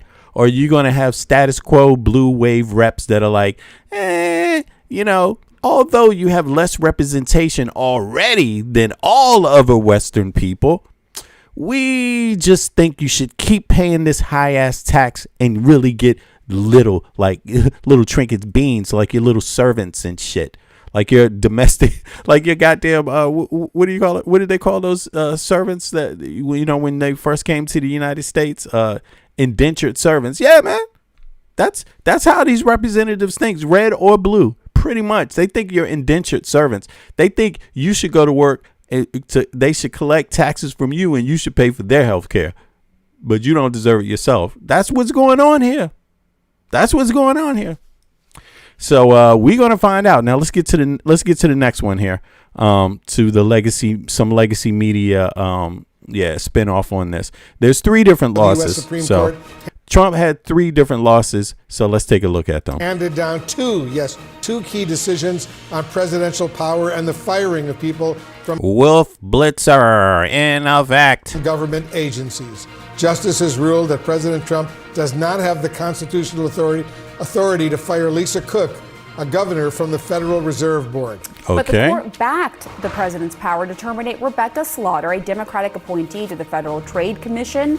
This ruling grants more presidential power over federal agencies that are considered independent. It overturns 90 years of precedent. So let's be very clear in American terms, in moronic American terms, because not all Americans think this way. But let's just make this very clear to MAGA people, because I have to speak their language. The MAGA people out there, look at this. The court, they allowed the white woman to be removed, and they stopped the black woman from being removed. I'm just curious, what do the maggots think about that? Since these are the terms they think in. The folks that vote on color, what do you think? The people that distribute rights based on color, what do you think about this ruling? I mean, I'm just curious. I think they shouldn't have allowed any of them to be removed. I don't understand what is going on. But let's hear. It's just odd. It's odd. CNN chief legal. It's an example. I was telling you, it's an example of how this is not always explicitly only about color. You see what I mean? So, Affairs correspondent Paula Reed is right outside the Supreme Court. So, Paula, walk us through the significance of these decisions today. Pamela, these are such incredibly significant decisions. In many ways, these will be some of the defining opinions of the Roberts Court, because they get to this question that has been hanging over the second Trump term, which is, are there any limits to his ability to fire federal officials? And here they give us some insight. While President Trump and his lawyers believe in something called a unitary executive theory, and that the executives should be able to fire anyone they want, any way they want, here the justices put a few. What? Okay, so this is speaking to that what we were talking about, the anti-federalists, right? This libertarian Peter Thiel, Elon Musk, executive power. What did they call it here? Over the second Trump term, which is, are there any limits to his ability to fire federal officials? And here they give us some insight. While President Trump and his lawyers believe in something called a unitary executive theory. Right. That's that libertarian extremist Elon Musk unitary executive theory. That is the anti-federalist theory. You see what I mean? Now we're getting a ruling on that, a ruling that reflects the Supreme Court's views on that. Limits to his ability to fire federal officials. And here they give us some insight. While President Trump and his lawyers believe in something called a unitary executive theory, and that the executives should be able to fire anyone they want, any way they want, here the justices put a few limits on that. In the one case, they ruled, and it's a really interesting group that was in this majority opinion. It's Chief Justice John Roberts, Justice Kavanaugh, and the 3 liberals all ruled that he cannot fire an official in the Federal Reserve without going through a process, giving that individual an opportunity to respond, that there are some limits on his power when it comes to firing officials at that agency. Now, that is one that has, of course, always been recognized as being independent of the White House. But in a separate case, when it comes to an employee at the Federal Trade Commission, that he does have the power to fire that individual because that is within the executive branch. And again, this is a significant decision because it's sort of drawing out the contours of the extent of his power to try to reshape the federal government through these mass firings. Now, President Trump was... All right, hold on. Let me hear that ruling again. When it comes to an employee at the Federal Trade Commission, that he does have the power to fire. Okay, he doesn't at the Federal Trade Commission. That is one that has, of course, always been recognized as being independent of the White House. But in a separate case, when it comes to an employee at the Federal Trade Commission, that he does have the power to fire that individual because that is within the executive branch. And again, this is a significant decision because it's sort of drawing out the contours of the extent of his power to try to reshape the federal government through these mass firings. Now, President Trump wasn't clear how he was going to react to these decisions, and it's been a pretty mixed day for him overall at the court. So what's going to happen here is this. The American people have to get busy demanding that there's limits put on the executive office because you don't want another executive abusing power like this. And you shouldn't want this. The MAGA people shouldn't want this. Democrats shouldn't want this. American citizens shouldn't want that. Again, just the history of the country. The Federalists were 70% of the founding fathers that signed the Constitution, the original Constitution. And they made demands. And their demands were that if a Bill of Rights was not also going to be made and being signed, right, and in the works and being signed, and that wouldn't be put in the Constitution through who makes laws and how they would be made from this point on, right? If you didn't have that in there, that's a Federalist concept, right? They weren't going to sign the Constitution. The Anti-Federalists are 30% of the founding fathers. That's 1/3 of the founding fathers. They were against stuff like that because they were pro-slavery, right? Remember, before slavery ended, before even the War of Independence, before these things, there was already abolitionist movements going on in the United States of America. That culminated into the South and the North conflict too. After the signing. So it had already been there with the signing of the Constitution. These two different groups, Federalists and Anti-Federalists. Federalists were 70% of the founding fathers. They were for the Bill of Rights. The other 30 weren't for it, right? When you look at the Constitution of the Confederacy, because they had their own Constitution, they had codified slavery in just outright. The United States Constitution, it doesn't actually codify that. It uses other words about, going around that whole issue because they knew that they wanted some of these other groups to agree to be able to come into the whole union and then have that conversation later. So that's the history of the United States of America. They eventually abolished all of it, but that was already an issue happening on the ground at the foundings of the country. You see, so again, slavery didn't begin in America, in North America, with the United States of America. Slavery began during the colonial period before the United States of America even existed. So let's go. Let's move on. But he described this as, quote, a big win. I want to bring in our chief Supreme Court analyst, Joan Biskupic, right now. Joan, like Pamela, Paula, you were inside the court when these decisions came down. Give us a little sense of how that felt. Sure, Wolf. It's good to see you. Yo, you there? Michael, Brooklyn, you there? Yeah, I'm here. What's up, bro? Okay. I thought you want to come. You want to say something, or should I continue? Yeah, no. It's this is the whole plan, right? Challenge everything up to the Supreme Court. Even like you have mentioned, the ruling is wild that we even had any Supreme Court judges ruling in favor of this, right? Right. Yeah. Interesting, right? I think honestly, we need to know who voted for it. Yeah. Like which were the Supreme Court justices, so we know, right? So we know what to look forward to for future decisions, right? For future decisions, because that matters, right? Mm-hmm. Like that's that matters. And I will give credit to, you know, the liberal leaning, if you want to call it that, judges who always and have always stood on the side of true democracy.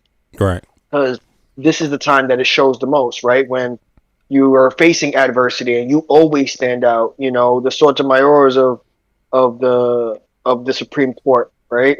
Who have always taken a stance against this very same regime, right? This very same administration. You know, it was Amy Coney Barrett that broke. It was let me see here. This is who signed, right? This is who signed it. Justice Amy Coney Barrett, Chief Justice John Roberts, Justice Sonia Sotomayor, Justice Elaine Kagan, Justice Ketanji Brown. So 2 justices broke from the other conservatives. Right? It was 5-4. Which is, you know, again, that if it hadn't been for those 2, where would we be right now, right? Yeah. I mean, it would be pandemonium. And at the same time, you know, I do want everyone to understand that this, like they've said, this will disproportionately affect red states. Right. It will, period. Yeah. Right? Rural areas. Yeah. The majority of rural areas are, guess what? Red states. They got to drive. They mail in vote. They have to drive an hour, some of these people, just to vote, bro. Yes. Like, you know. They don't have time off, right? If you're working 2 jobs, what time do you have? And especially during the midterms, yeah, we have the 1 day, but if you're depending on that 1 day to cast your vote, you're going to expect to be in a line for hours. And think about this. Expect to fall out. Yeah, and let's think about this. How many of the red state citizens are in the military abroad? What's the percentage of that? Oh, I mean, that automatically disenfranchises them, right? And these are the same veterans who advocate for Trump, who are saying Trump is the best president. I know that obviously there's no true 1-to-1 ratio, but a lot of veterans do support Trump. I'm sure, obviously, you know, it's not absolute. Nothing, you know, exists in the vacuum. You know, of course, you're going to have your outliers of veterans who obviously stand against him, but a lot of veterans stand for him. You know, they stand for and with Trump, unfortunately. And a lot of veterans think that, you know, Republicans overwhelmingly support the benefits of veterans when that's just not the case. Like, it really isn't. You know, like a lot of veterans, you know, get harmed. If not, they've gotten harmed even under Trump more recently. You know, cutting VA access and things of that nature, you know, when it comes to spending. And so I would hope that a lot of people who are our veterans just kind of wake up and kind of see that, you know, he grifts, you know, when it's acceptable and when it applies to him, he'll reach out to the veterans, but normally he won't. Normally he's screwing. He doesn't care up anything that's not screwed down. Yeah, he doesn't care. He has no respect for veterans. No respect. No. But check this out. This is what came up. The exact number of voters who would have been affected varies by election year, but striking down these laws would have immediately jeopardized hundreds of thousands of regular voters and tens of thousands of military service members and veterans living in red states. If the Supreme if the Supreme Court had not upheld the law in Watson versus RNC, that's the Republican Party tried to stop their fucking votes, bro. The RNC took this to the Supreme Court. The RNC took this on the ground and said no, and then they said no again, and then they took it to the Supreme Court. They had the nerve to do that. They've done everything. They've done that with every single ruling that has not gone in their favor. Yeah. And for the most part, they're right to do it because guess what? It's worked out for them so far. But you know, and it almost worked out for them here. Yeah, but you know what that tells me? Trump is in total control of the RNC apparatus. Like not the voters, not the people, not always the reps, but the key party people he's in control of because they got the money for the lawyers. Yep. Right now, look, it says the general citizens in red state grace period states. While mail-in voting is often associated with blue states, several solidly red states and swing states rely heavily on postmarked grace periods. Out of 14 states with these laws for all voters, 4 are reliably red or right-leaning. Texas, Mississippi, the state that defended its law in the case. Okay. So West Virginia, right? Alaska, okay. In a massive state like Texas or rural state like Alaska, relying on mail is incredibly common. Had the Supreme Court ruled against Mississippi, every single ballot in these states that arrived in one day after the election through no fault of the voter would have been thrown out. That is what you were saying. Listen, 100,000 ballots. Data from recent general elections shows that even with grace periods posted, that means there's people that vote by mail early, but then there's people that vote by mail on the day of the election, right? And their votes arrive after the day of the election, right? This grace period, right? That alone is 100,000. But imagine in some of these states, imagine if they just got rid of mail-in, period, bro. That's insane. But here, impact on the veterans, active duty military. The biggest alarm bells during the case were rung by the military advocacy groups like Veterans Voice Foundation, because they joined Mark Elias's law firm in bringing this, in fighting this in the courts, which formally intervened in the lawsuit. The scope: there are roughly 1.3 million active duty military personnel and millions of veterans military families that would have been affected by that. 1.3 million. How many millions do we even have? Let me see. What percentage of that, of the military, is that? Do you know? I'm You said what's the 1.3 million? What percentage does that represent of the entire military? Let me know in the chat too if anybody knows. Then it goes on to say 30 state fallout. While the 14 states have grace periods for all, that's 14 states, right? For all citizens, 30 states have special grace periods specifically to protect military and overseas voters who face severe mail-in delays while deployed. Many of these are deep red states such as Ohio, South Carolina, Alabama. The legal threat. The RNC's core argument was that the federal law strictly requires all federal ballots to be received by election day. What are they talking about? Federal ballots? According to what? Federal law? Federal law? Where federal law is the Constitution, that's and cool. Right. You said 1.3.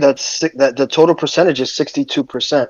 1.3 represents everyone on active duty, which makes sense because everyone's not here, right? Anyone who's on active duty isn't here. Dude, that's 60% of the military would be affected. 62% of the overall military, right? That's crazy. But it's 100% of anyone who is deployed, on active duty and deployed. Yes. That is insane. And listen, these guys, so you planning on going out here and risking your life for the RNC? Is that what you're going to do? Not going to vote. In the military? Is that what you're going to do? Okay, buddy. Okay. Again, like I said, American citizens are 1 foot. That's a shocker. Yeah. American citizens are 1 foot off the British slave plantation themselves. They better be careful, man. Your ass is going to be right back on the British plantation if you don't start upholding this fucking Constitution. I swear, bro. This shit is bizarre.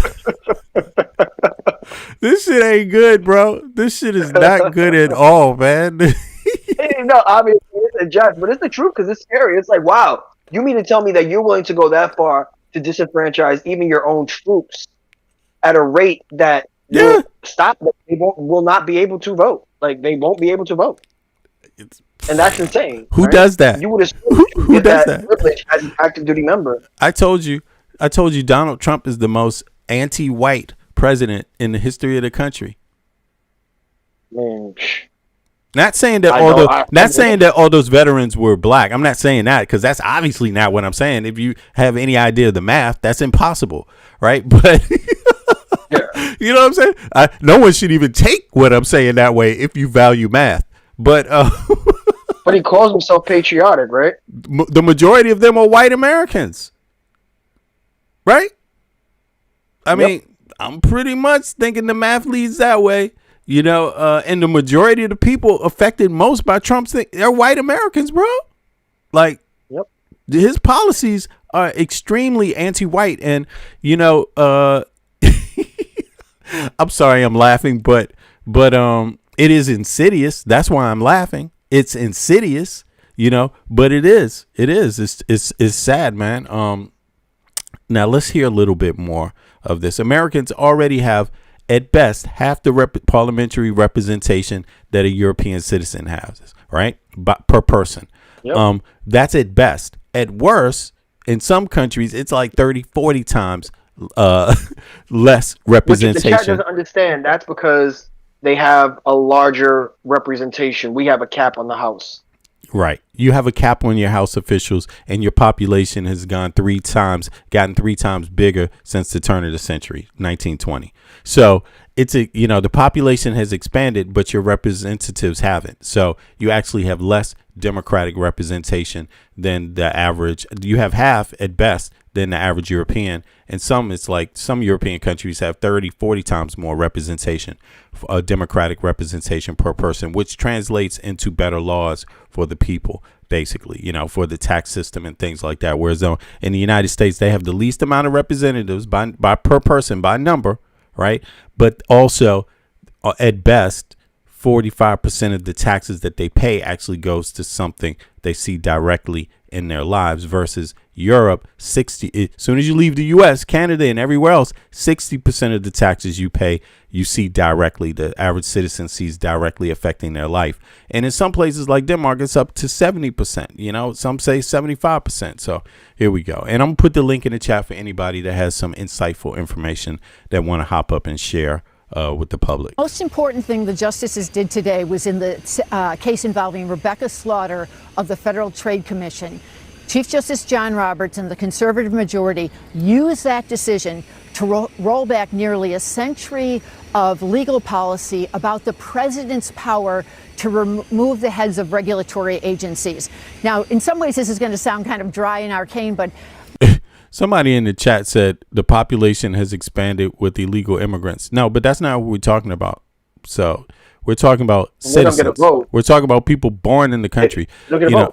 Actual citizens, and your voting rights. We're talking about federal elections. We're not talking about state elections. Right. We're talking about federal. So that means citizens. Right. And when you're talking about citizens and representation, that's where we're talking about the House, the cap on the House, how the population, the citizens have expanded 3 times greater since the turn of the century, but the cap on the House means your representatives haven't also expanded. While in Europe, it's expanded, and that translates into more access that the representatives have to come visit the people who live in their districts to know what life is like. See, so you could argue that your opinion would be the same no matter what, but how could you make sense out of that when the likeliness of you being able to know what's going on in your district is less? That's not a sound argument.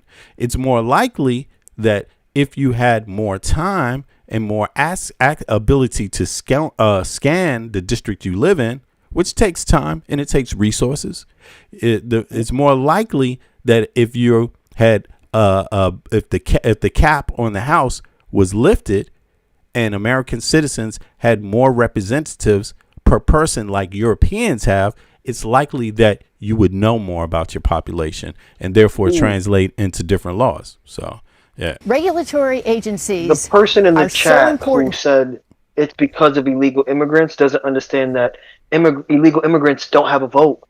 And second, I implore you to let me know who your reps are. I guarantee you don't know who your reps are. You don't know who your reps are.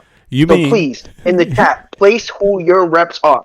I'd love to know that information. So you mean they pulled the magic illegal immigrant out of the hat trick again? How convenient. How special. Wow. Yeah. Never seen that before in the circus. What the fuck? For how Americans and if that was the case, that means Donald Trump won 2 elections. He won 2 elections with illegal immigrants voting for him. Yeah, all the illegals voted for Trump every time. Wow. Mm-hmm. Yeah, every time. Right? Yeah, that's crazy. Yeah, exactly. Why is it always that Trump's winning these rigged elections? Why do you think that is? Yeah. In any case, let's proceed. The old illegal alien out of a hat trick. Voila! Done it again. There you go.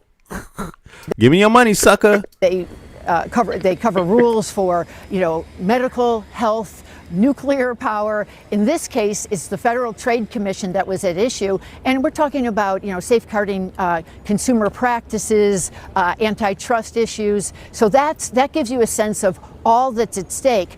But this court, for many Federal Trade Commission that was at issue. You hear this? You hear this part? They cover rules for, medical, health, nuclear power. In this case, it's the Federal Trade Commission that was at issue, and we're talking about, safeguarding consumer practices, antitrust issues. So that gives you a sense of all that's at stake. But this court, for many, that's a lot at stake. Citizens, right? Citizens should be concerned about those things. Like, these are things that all affect your quality of life directly. So many years has really not appreciated the congressional power to set these up and set up independent heads that the president can only remove for what's called for cause. That would be if somebody was actually found guilty of some sort of malfeasance or ineffectiveness in office. And that's what happened to Rebecca Slaughter. She was an appointee who had many more years left on her term, but President Trump, when he came into office, said he wanted to remove her. He wanted the power to do that. And the Supreme Court has used that case to say, yes, President Trump can remove Rebecca Slaughter, even though her term's not up, a Democratic appointee, and he can do that at the multitude of other independent agencies that at one point, as I said, Congress had set up to be independent, to not be under the pressure of the president. That was a 6-3 decision, and after the chief, who has had a special project here in trying to give the president much more robust power to not just hire people, but to fire. Justice Sotomayor then read her dissent from the bench, and she said, this can go in one of two directions. This can give, it can give the president more power, and maybe he would be more accountable, or it could lead to chaos. And she looked up at the spectators and she said something to the effect, I can guess it which way it will go. Maybe you can too. Exactly. It depends on who the president is. If the president is anti-social democracy, then it's going to go in that direction. Let me see here. I brings the reels said they're going hold on. What did they say? Is it that? Hold on. No, this is wrong. Somebody else said something. Oh, right. I'm sorry. John Horn said, oh my, you are saying social democracies are more effective governments for citizenry? Who knew? Well, Americans sadly don't know that. So, and that's why this podcast right today, this episode is called American Common Sense is Insanity. That's why. And what we're doing is we're pointing out the data to make it very clear, because you might say social democracy and a lot of Americans don't even know what you mean. You might have to break it down more, because American common sense, American corporate media, CNN, like the one we're watching here, MS, that's leaning left, but they say leaning. That doesn't mean totally, giving you all the goodies. Fox News and the likes, the rest of them, Fox News, right wing, not even leaning, total right wing, doesn't really break down anything about the United States of America. In reality, the Constitution, founding fathers, anything, right? They don't break down how the law works and compare it to other Western countries. They don't actually do that because they don't want the people watching to think that they deserve better. Because after all, if you don't have something better to compare it to, why would you think you deserve better? Right? That would be impossible.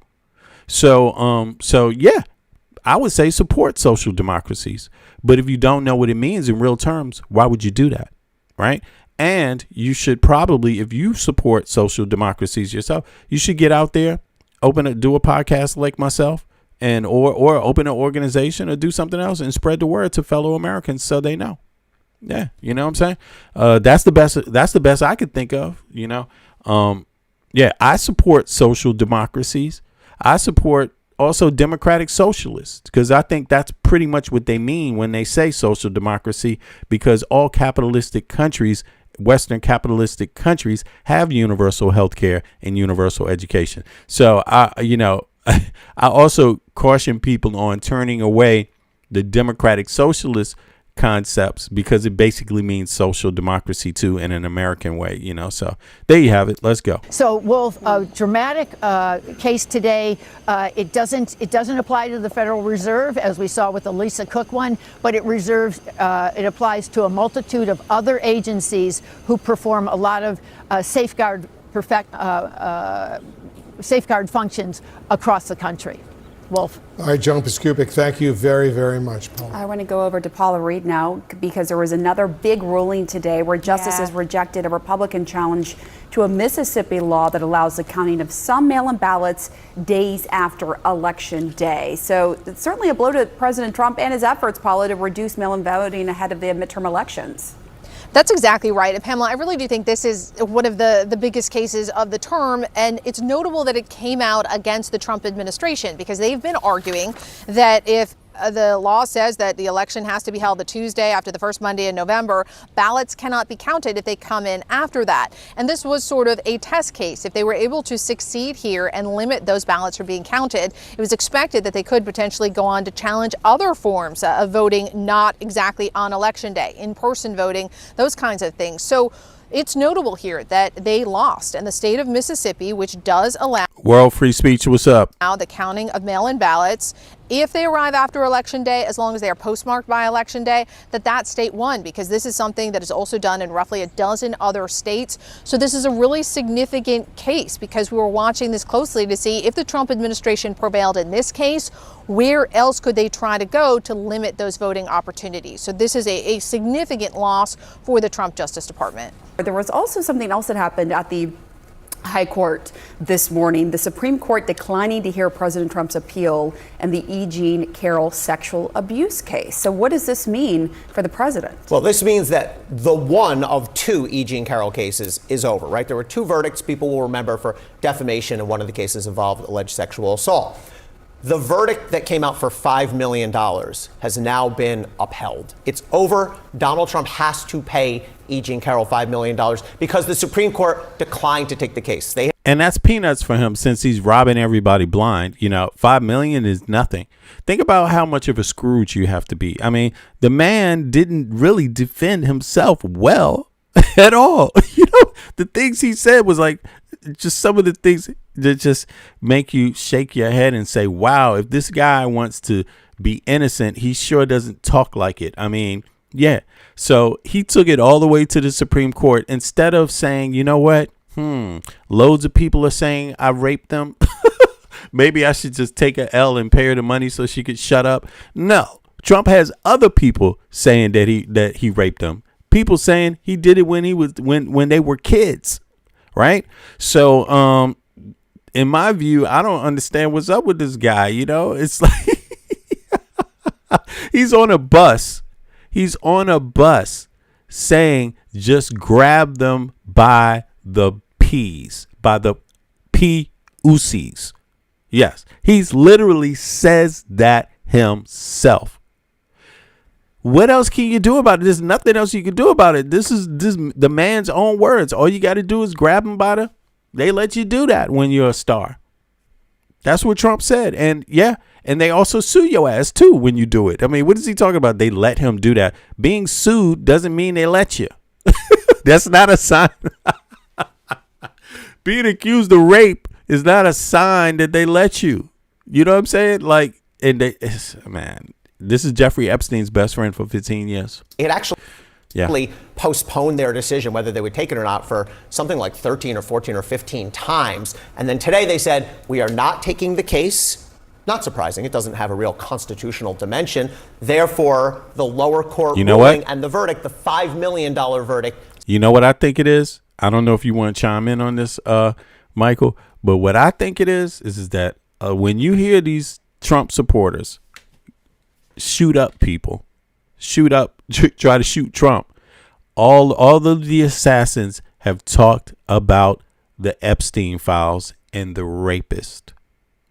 And I think the Supreme Court was scared for their lives over this, because I think they don't want They already got the direction of these people anyway. I don't think they want anymore. I think they're breaking, to be honest. I think they're breaking over this. Trump has challenged people, in every way, shape, and form. And the Supreme Court has carried the water for this guy. I mean, they already carried the water for treason. The Supreme Court could have just been constitutionalist and followed the Constitution and what it says about an insurrection and anyone inciting an insurrection not being allowed to run. Let's take a look at this, because this is the Supreme Court. They could have chimed in on this, and they didn't. And this is why we're seeing everything else came after that. They could have nipped it in the bud if they just were constitutionalists. They didn't seem to be.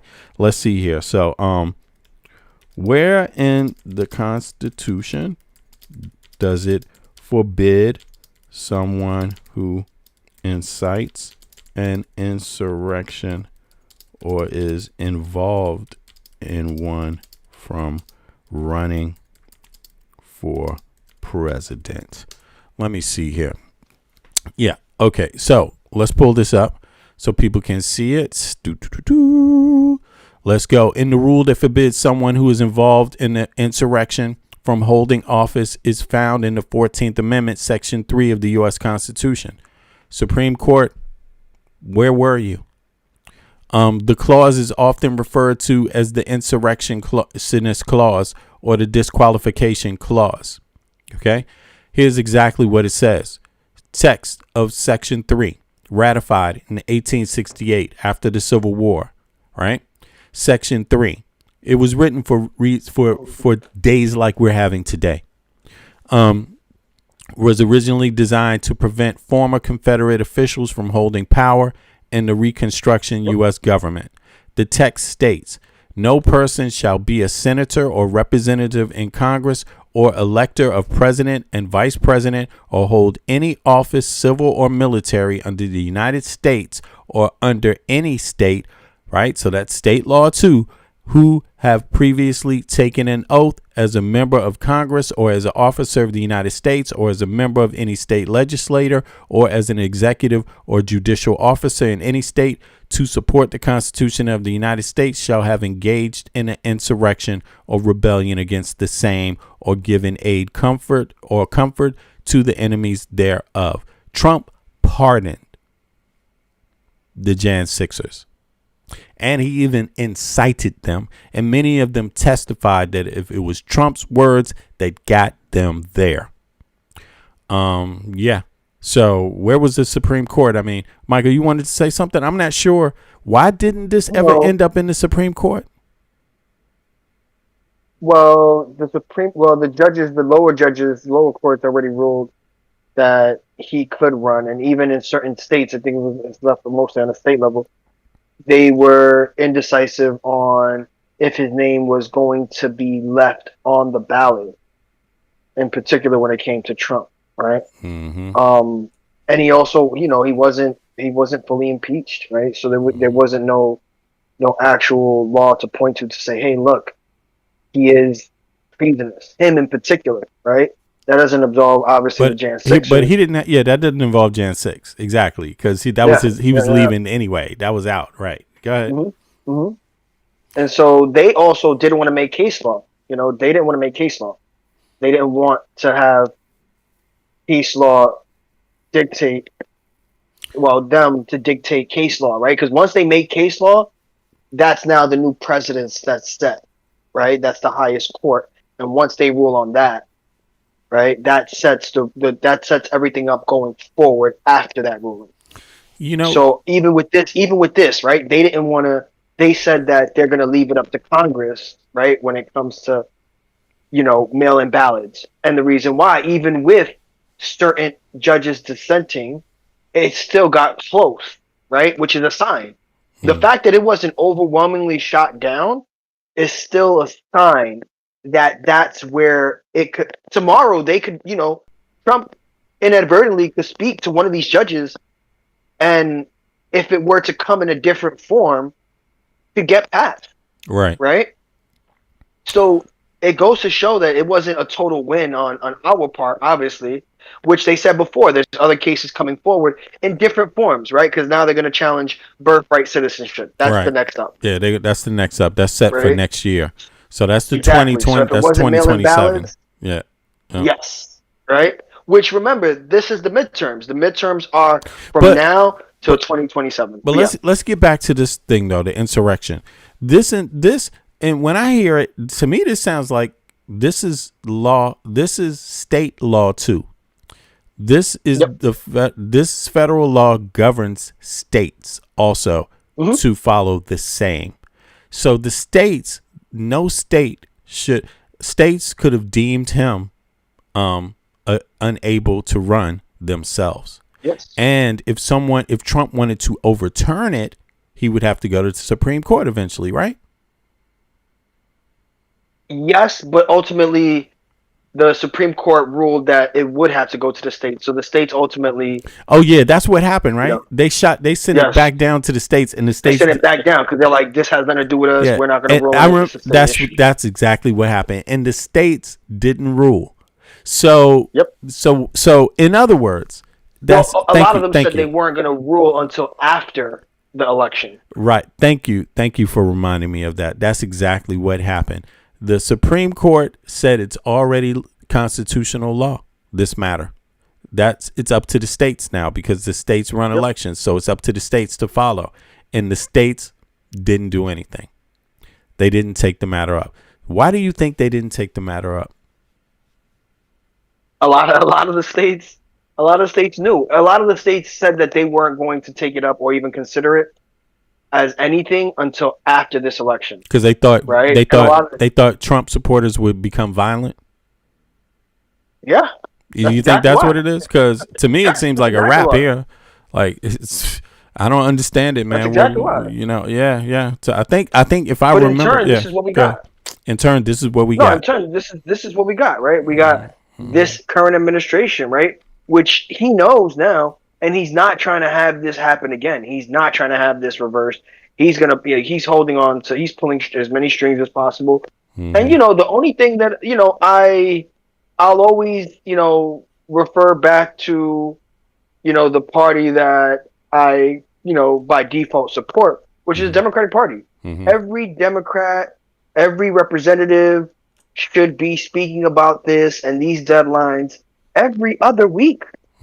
Every other week, they should be reminding their constituents what is at risk, right? Yeah, of course, obviously, we want to stay focused on the midterms. This is a part of the midterms. This is the reason why you need to vote in the midterms, right? To have overwhelmingly, that strength, right? Overwhelmingly, and I think that's where, a lot of the centrist Democrats, that's where, the established Democrats, that's where they're losing ground, right? This is why they're losing ground to the DSA, because the DSAs are much more vocal and much more transparent, right? They're much more active when it comes to things like this, right? They're speaking on a lot of these things on a regular, aside from, obviously having their constituents' best interest at front and forward, right? And so I think this is also, again, this is where, the Democrats needed to be up front. Every Democrat you see,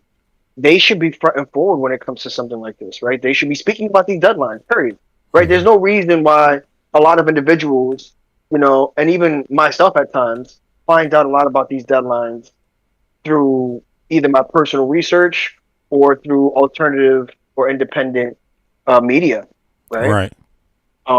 It just, for me, it doesn't sit well. Yeah, that there lies the other conspiracy with the American people, this legacy media thing not being a source of information, really being more of a source of propaganda. For who? Propaganda for the billionaires, essentially. They're not proponents of democracy. That's sad.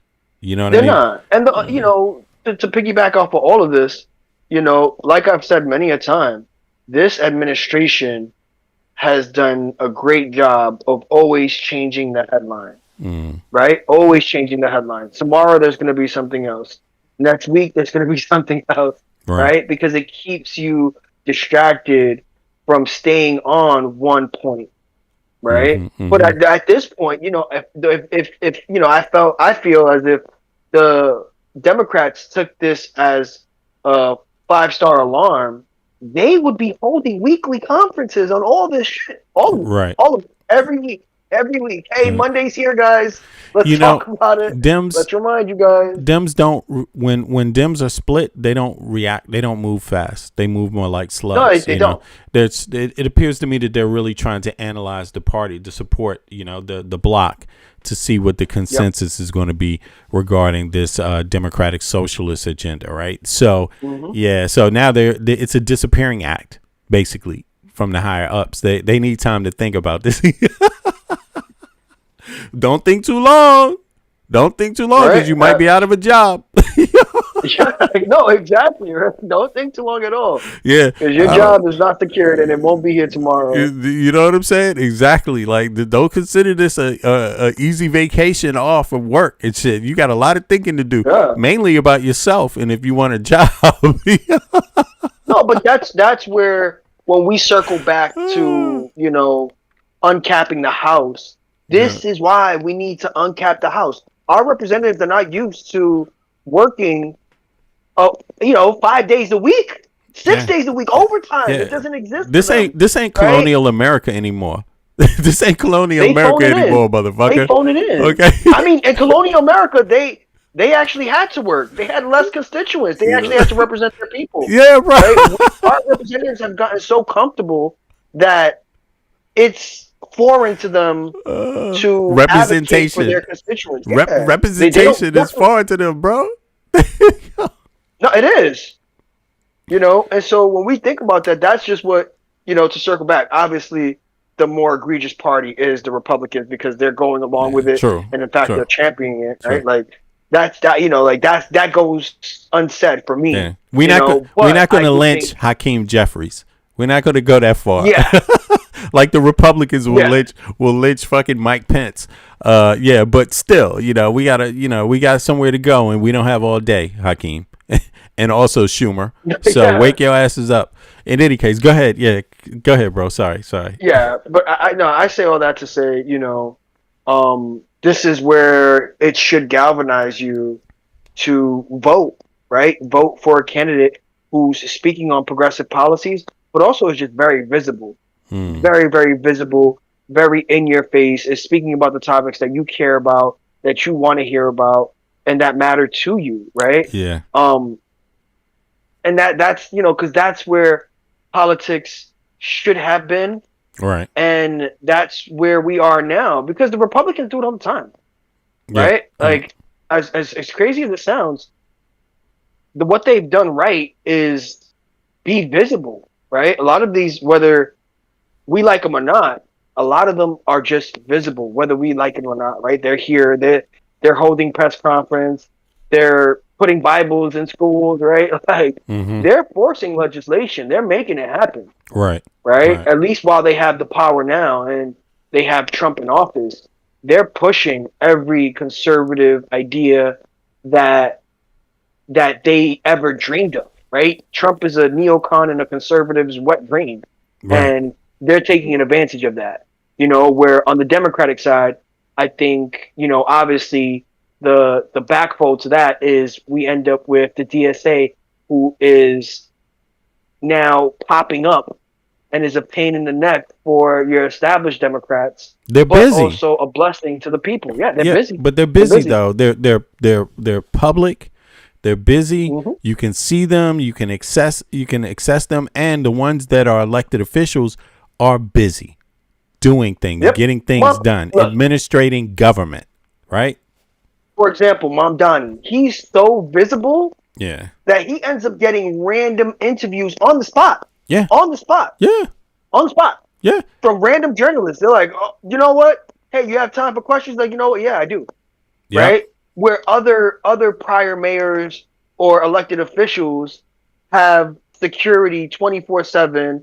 Everything is an itinerary, right? They know where they're going to be, who they're going to speak to. And if you didn't plan it in advance, they're not talking to you. Yeah. Right? Yeah. That's a main difference. Yeah, that shows you a whole nother... That is interesting, because why wouldn't you want to talk to them? What do you have to hide? What are you afraid of? Yeah, what are you afraid of? Yeah, exactly. And Mamdani is obviously not afraid. He doesn't have something to hide. He's just taking interviews left and right. He's getting out the agenda left and right because he's taking these interviews.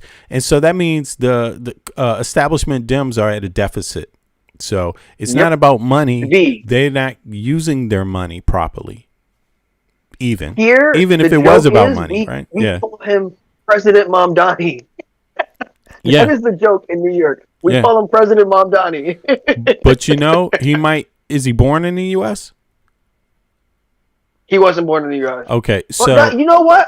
He was born in the U.S. He is a U.S. citizen. Okay, because I don't know. But listen, if he's also a citizen of Uganda. If he's born, okay. I'm curious. He has dual citizenship. Okay, let me see something real quick. 2 seconds. Can you be? Well, that's what we call him here. At times, obviously it's in jest. We call him President Mamdani because he's just visible, right? He's for the people, and it's a good feeling. You know something, bro? When he's Ugandan. Listen, here's another thing. This is why I tell people check the Constitution all the time. Check it. Don't rely on someone else to tell you what it says. Stop listening to these Republicans just tell you. They don't know that a lot of them themselves. It's propaganda they're spitting out. You better check your own Constitution. It's your own. Print one, get one printed out, the actual real Constitution, and keep it in your pocket. And that's the one thing that should be more precious than your religious book. Don't let somebody read it to you. You read it yourself. It's your actual civil rights. But listen, yes, a dual citizen can technically be the president of the United States, provided they meet the strict eligibility requirements outlined in the Constitution. There it is. So being a dual citizen doesn't stop him from being the president. But the reason why I wanted to know that is because, if he keeps it up, he is doing the work of someone that could easily become the next president. That's not a joke. That's real. You get out there and you do the work and you have a positive impact on people's lives, and you show people that anyone could have done this, that the others could have done it too. They just didn't. Right. Once people understand that, they're definitely going to elect somebody like Mamdani. He's beating them. He's beating them at their own game. The only thing that hinders that is the fact that he's Muslim. Right. That's and so, so every Republican, a bigot may not do that. A bigot may not do that. It's going to be Islamic State. Somebody's going to run on that, right? The Islamics. But I think Americans need to understand their founding fathers and their Constitution more. What they believed in themselves may not even be remotely close to what people, quote unquote, Christian nationalists believe in today. So, I think the more that conversation comes up, the more they will see that, wait a second, you're doing something else in the name of Christianity that even the founding fathers weren't up to. Like, what you're thinking is more crazy, even if you can imagine that. I mean, you already have humans, we already had slavery, the background of colonialism mixed up with quote unquote Christianity and this kind of thing. But, the more you examine that, the more you know that, wait a second, people were trying to get rid of it too. And many of the founding fathers knew this was where things were going. Right. So it's kind of because they heard those arguments, because the arguments in the North for abolitionists were well known by the founding fathers. They were well known. Yep. You see what I mean? So it's not like they had this idea that it would stay that way. No, because they had the Confederate Constitution to compare themselves with. And the Confederate Constitution said slavery was going to be here forever. In any case. I mean, go ahead. But go ahead. But not to get away from this main topic of what's going on with the Supreme Court, why Trump was allowed to run, and what's happening now. This male voter thing being shot down by the Supreme Court. Finally, we get an unbiased constitutional ruling out of the Supreme Court. And then there's the thing about Carol, right? Winning her case, Eugene Carroll, she's going to get her $5 million, Now the Supreme Court or whatever court, the Supreme Court said we're not accepting this case. It's decided already, right? So they said because he appealed it up until the Supreme Court after its decision. Yeah, this is what he does. He appealed it all the way. So the Republican Party appealed the vote, the mail-in voting. They wanted to stop military people from voting, which is 1.3, which is 60% of the military. They were like, "Fuck these." That's insane. So, and the Supreme Court said we can't do that, and they said we also can't do this thing with Eugene Carroll. Give her $5 million, right? She should have sued for $5 billion. But yeah. So that's been decided. Big up to what is that? Ron. Ron says Americans have no common sense, or Trump would never have been elected. He would be in jail. Absolutely. Absolutely. You're absolutely right. All right. So let's hear what Katie got to say real quick about this. Let's see. Katie Fang. Let's get it going. Court today. Now, the biggest is probably the one that didn't capture your attention, but it should. It's the Slaughter decision. Moving forward, the Supreme Court pretty much said that the executive, led by convicted felon Donald Trump, can pretty much do whatever he wants to do when it comes to the heads of ostensibly independent federal agencies. Meaning, if he wants to fire them, he can, even without cause. But there's a carve out. I think this is where Congress is going to step back in as soon as this next, as soon as these midterms are over. Congress, with 2/3, right, of the House, with 2/3 of the houses, Congress can go ahead and write its own laws and doesn't need Trump to sign them into law, right? With 2/3. So as long as 2/3 agree, they don't need Trump. So 2/3 of the Congress, the new Congress that comes in office, if enough people vote, if people vote the right way in this midterm, they can bypass the president, period, on pretty much everything. But what they can do here is they can enact a law, because only Congress can write law, right? They can enact a law that prohibits the president from removing these people this way, right? What you think about that, Michael? Well, I mean, so like for the most part, that's what it means to have a supermajority, and that's why they're so afraid. This is why this is where election interference and these voter tax and voter ID and birthright citizenship. He's challenging everything having to do with voting because he knows at his impeachment, the arrest of his cronies, right? All of it is at stake. All of it. Every single bit of it is at stake. And so this is why the midterms have been so important, And this is where I laugh, because it's like, even on a Democratic level, you're talking about Democratic socialists. You should be worried about just winning a fucking election, winning the majority. But you are being a fearmonger over the DSA movement, right? But I think like I've said before, I truly believe the DSA movement is the answer and the reply from Americans when it comes to the MAGA movement. Somebody, Dead Man Lives said, he said Zoran wasn't born in the U.S. That's true. I just checked it out. He wasn't born in the U.S. He's a dual citizen. Yeah, he's a dual citizen, but he wasn't born. But in any case, for me, that doesn't change anything, because Americans have less representation than any people of any capitalistic democratic nation on earth. Right? Any Western country, Americans have far less representation in their parliament per person. So people should be seeing hundreds of Mandamis that are born in America representing the same thing, if they have any sense, right? But I wanted to say this also. Dead Man, you come to my feed, my posts all the time.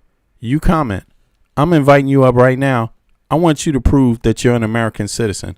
And the only way you can prove that is by hopping up. So here's the panel, right? There you go. Boom. I'm expecting to see you hop up. What's funny is hopefully he does hop up. I hope so too. Who also is an American who's also a dual citizen who ran for president? Who? John McCain. Oh, John McCain? Where was he? Go ahead. His dad was in the military. He was born in Panama. So he has dual citizenship when it comes to being Panamanian and being a U.S. citizen. Oh, wow. I didn't even know that. Yeah. Okay. So Republican John McCain. Okay. I got it. So, all right. Well, then let's hear some more. Dead Man, I know you heard me, so I'm expecting you to hop up. I want you to prove you're an American citizen. Download Discord. Yeah. Discord. Just put that link. Yeah, download your web Discord. search. It'll take you straight to Discord. Don't even explain it to him, bro, because he knows. This guy knows. He spent all day on the internet. Now, listen, Randy17, look, I don't mind your opposition, but you can't just spit lies. So if you continue to just come here to spit lies, come with some real factual opposition, not just lies, okay? Then cite some sources, please. Yeah, and hop up too. That we can pull up. Yeah, hop up. Yeah. Cite some sources that we can pull up for the chat to validate what you're trying to say, right, and to discredit us. I would love that. Yeah, and anybody else that doesn't agree with this message, hop up and prove you're American. I don't think a lot of you are, actually, you know. And on top of that, don't be anonymous and unidentified. Stand up. Be proud of your beliefs. All right, so let's go back to Katie and hear what she got to say. Federal Reserve Governor Lisa Cook, for now, gets to keep her job. The Federal Reserve, getting a carve out for some reason. Maybe it has to do with money. Maybe it has to do with how the economy is doing. I wanted to dive deep into the decisions today, including the Watson decision that deals with mail-in voting. So I invited our dear friend of the channel and the brilliant legal scholar, Steve Vladeck, to break it all down so we understand the nuance, the meaning, and the import of the decisions from today. Take a listen. Joining me now is the brilliant legal scholar, professor, and all-around great guy, Steve Vladeck, who was kind enough to jump on to be able to record this episode with me. We're both working from not our home bases, Steve, but today's Supreme Court decisions are so necessary to break down so people understand the implications behind them. We're not going to do all of them, but we're going to highlight just a few because they do have just incredible implications moving forward. Very quickly, let's talk about the good news. Watson versus RNC, I think a resounding rejection of Trump and the RNC's attempts to say that federal laws trump the way that states run their own elections and how they count their ballots. Quickly, Steve, your thoughts about how this affects the litigation landscape for elections moving forward. Yeah, as resounding as any 5-4 decision can be, I guess. I'll take that extra 5, okay? So, you know, Katie, you and I had talked, a long time ago about what I had sort of shorthanded as the rule of law majority on the Supreme Court, which I'd always viewed as the Chief Justice, Justice Barrett, and the 3 Democratic appointees. And here is perhaps the first major merits case in which we've seen that majority surface. So I think 2 things are true about the ruling. The first is its immediate impact really is, I think, just going to be about this particular question. So, you know, the states that allow voters to cast mail-in ballots up to Election Day and still have them counted if they're received within 3-4 days, et cetera, that can go ahead. And that's just preserving the status quo. I do think that if not the substance of Justice Barrett's opinion, at least the sort of gist of it will also embolden challenges to other efforts to mess with voting, some of which are underway. I mean, so the lawsuits that are already being filed challenging what the U.S. Postal Service is threatening to do with regard to states that won't turn over their voter rolls. You know, this doesn't affect the merits of those lawsuits, Katie, but I do think it puts a little more wind at the backs of the plaintiffs in those cases, because it shows that there is a majority on the Supreme Court that's not going to be especially excited about messing with how people vote. Steve, were you surprised to see that it was Justice Amy Coney Barrett who issued the majority in this case? No, because it's funny, Katie, my good friend John Fritzy is the CNN correspondent who covers the court most closely. And the only case John and I disagreed about this term, sort of how it was going to go based on the oral argument, was Watson. You know, John thought it was going to go the other way with good reason. I think the reason why this was Barrett was because she was probably the median. And I think, you know, the chief assigned it to her because her vote was the most important one. Back to a narrative we've seen before about, Barrett as the median vote in some of these cases. That didn't hold in any of the other decisions today, but I think this was an example of that. Do you think that we were able to eke out this 5-4 win because, number one, it was specific to Mississippi and other similarly situated states? It wasn't some type of federal law, for example, that was at issue that the Republicans or the more conservatives would want to protect. Hey, you know what? Yo, Mike, you there? I'm curious. What's crazy is Clarence Thomas voted to cut military people's right to vote. Clarence Thomas is a Republican shill. That man would do anything, hands and knees, for this current administration.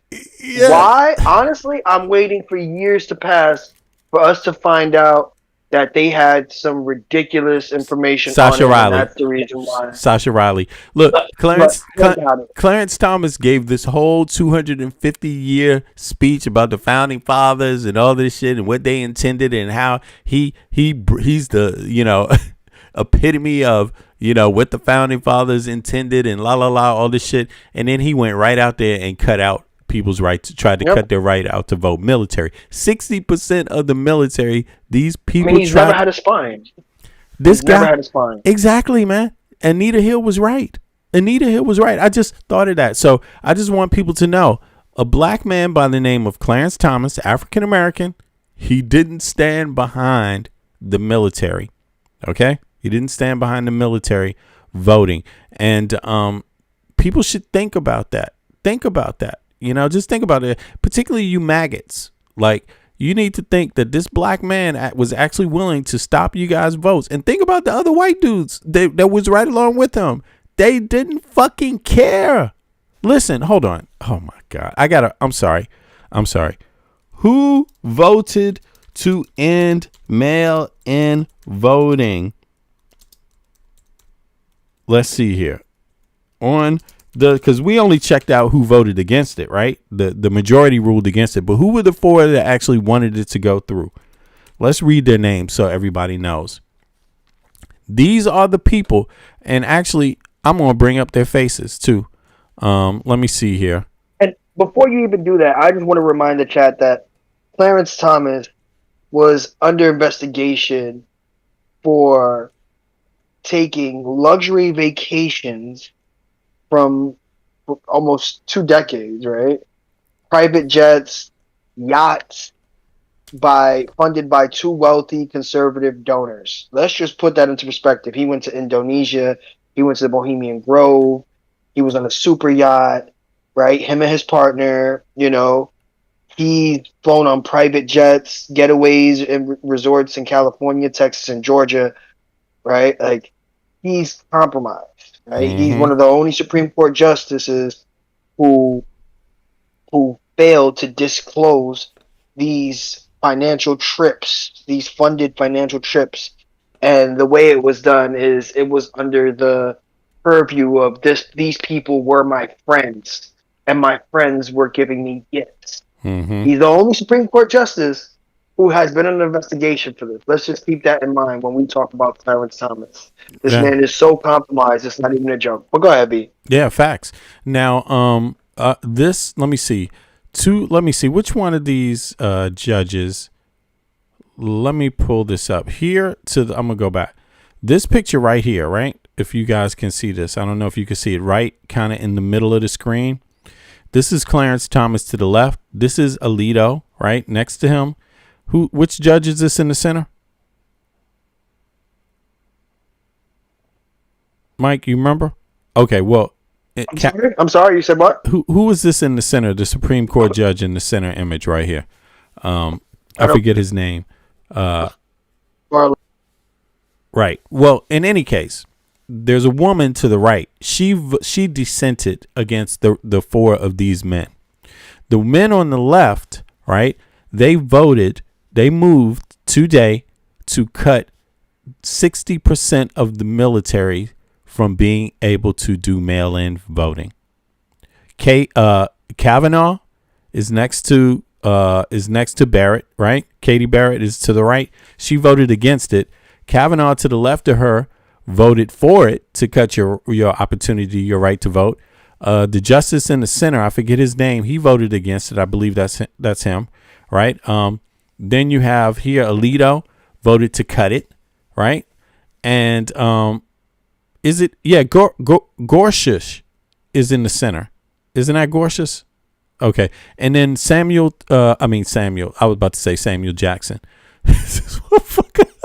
From Django. Yes, that is Gorsh. That is Gorsh in the center. I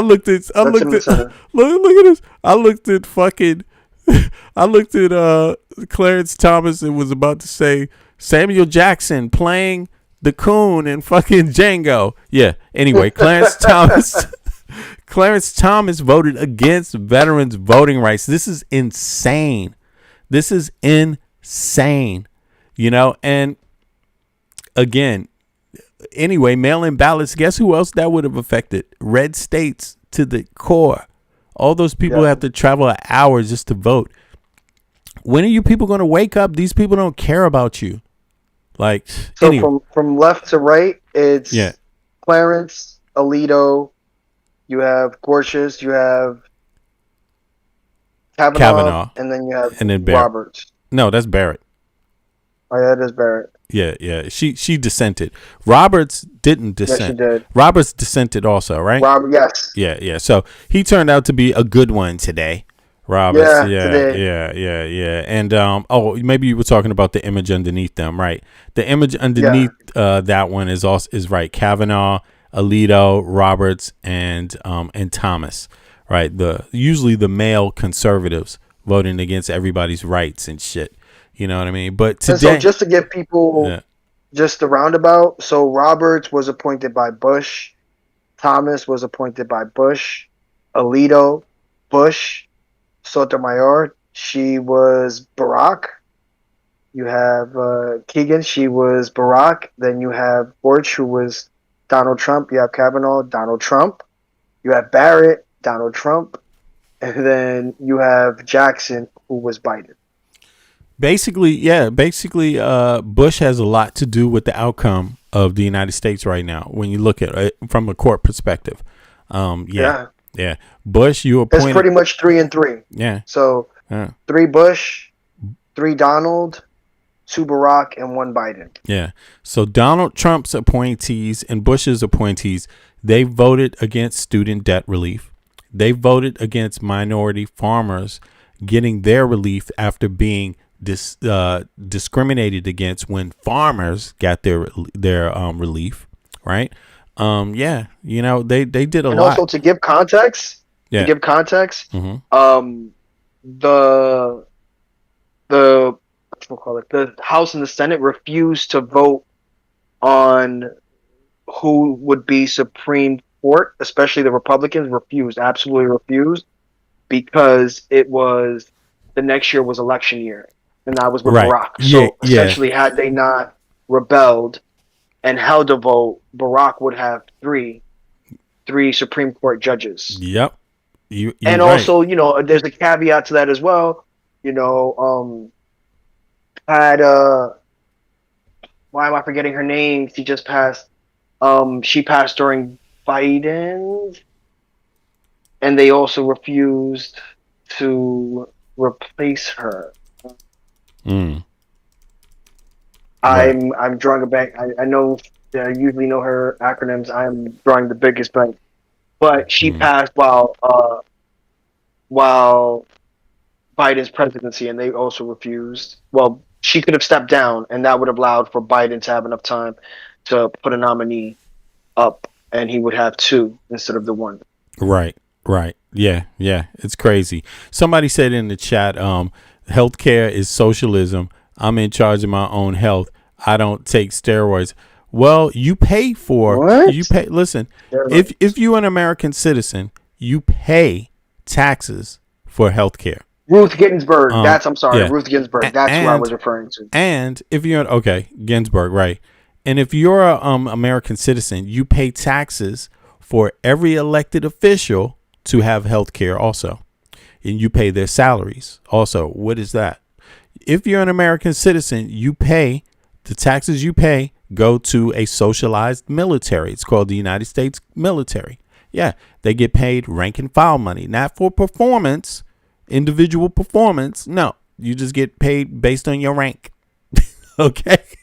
The guy with the same rank as you could be a lazy bastard and you still get the same check. All right. Yeah, that's how it works. I mean, the caveat of steroids has nothing to do with your health. I don't know You what that could have means. an autoimmune disease. Yeah. You could suffer from some mobility. You could have, some sort of random disease.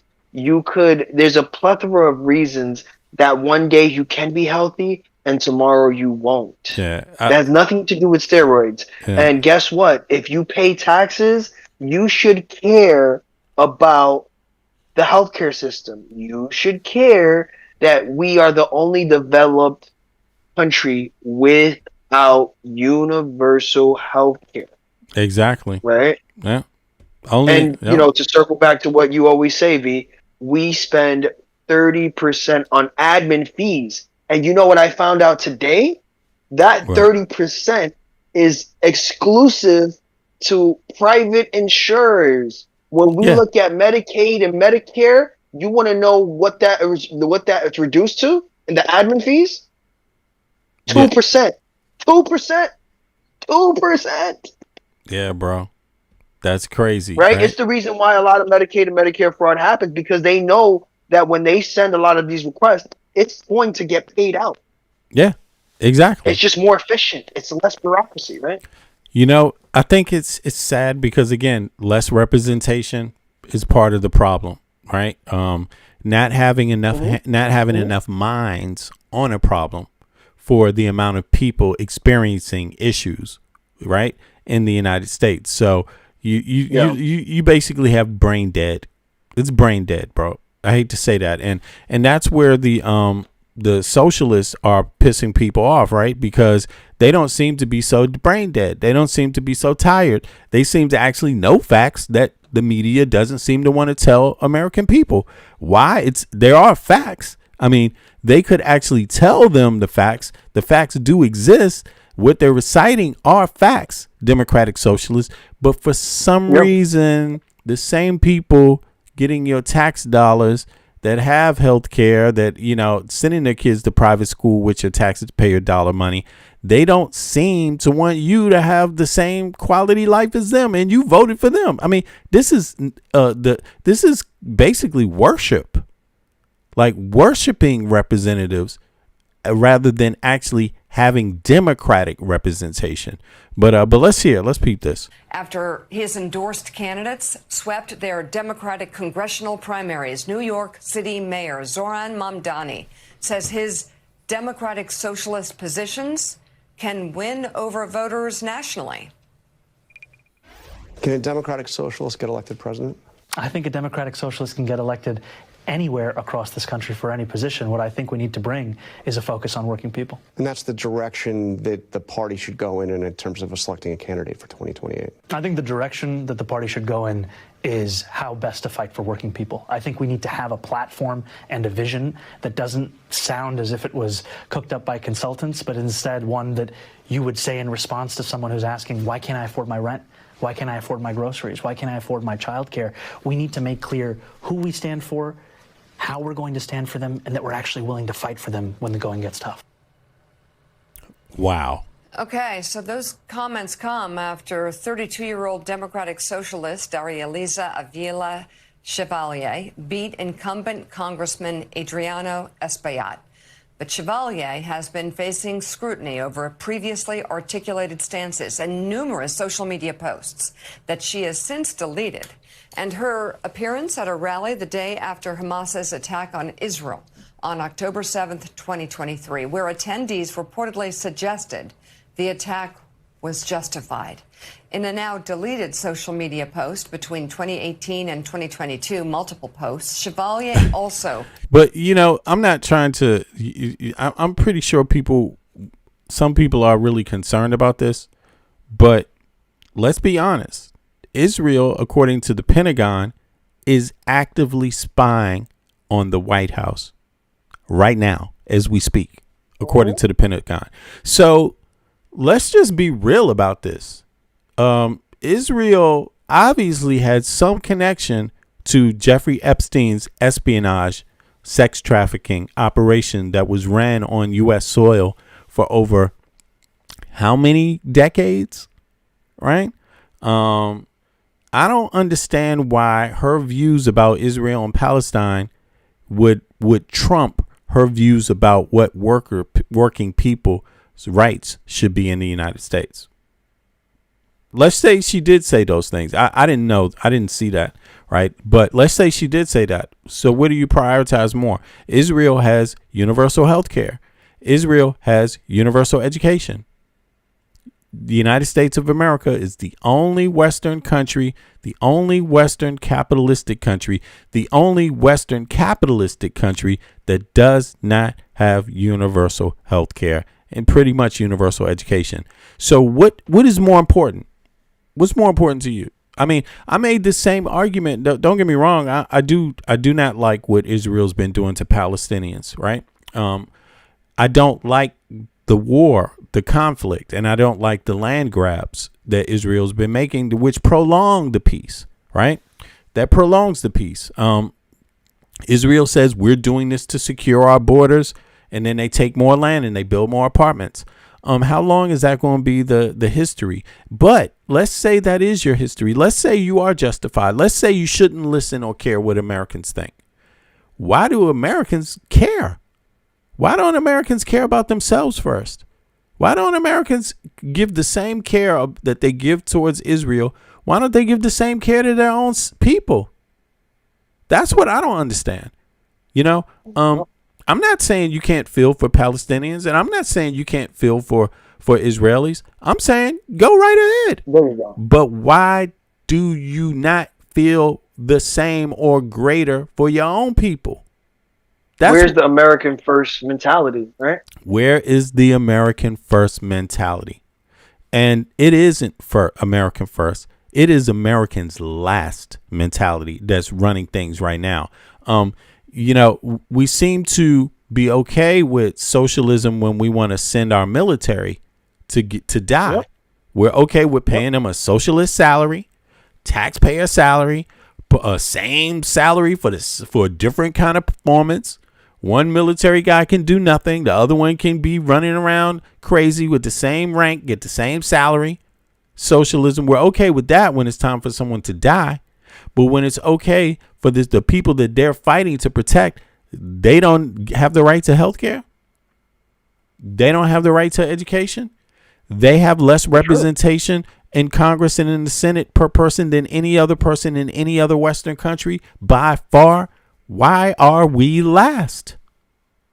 So at some point, this issue the legacy media is making about Israel, I mean, don't get me wrong, Palestine is a humanitarian issue, and it's an issue of genocide. It's an issue of colonialism. It's an issue of basic morals and values, right? But if you don't have that for your own people, right, what is that about? You know, even Israel, it's the same thing. You might make a moral cause for Israel, but if you don't think that for your own people, what is that about? What does it come down to? That is something nobody else does on earth.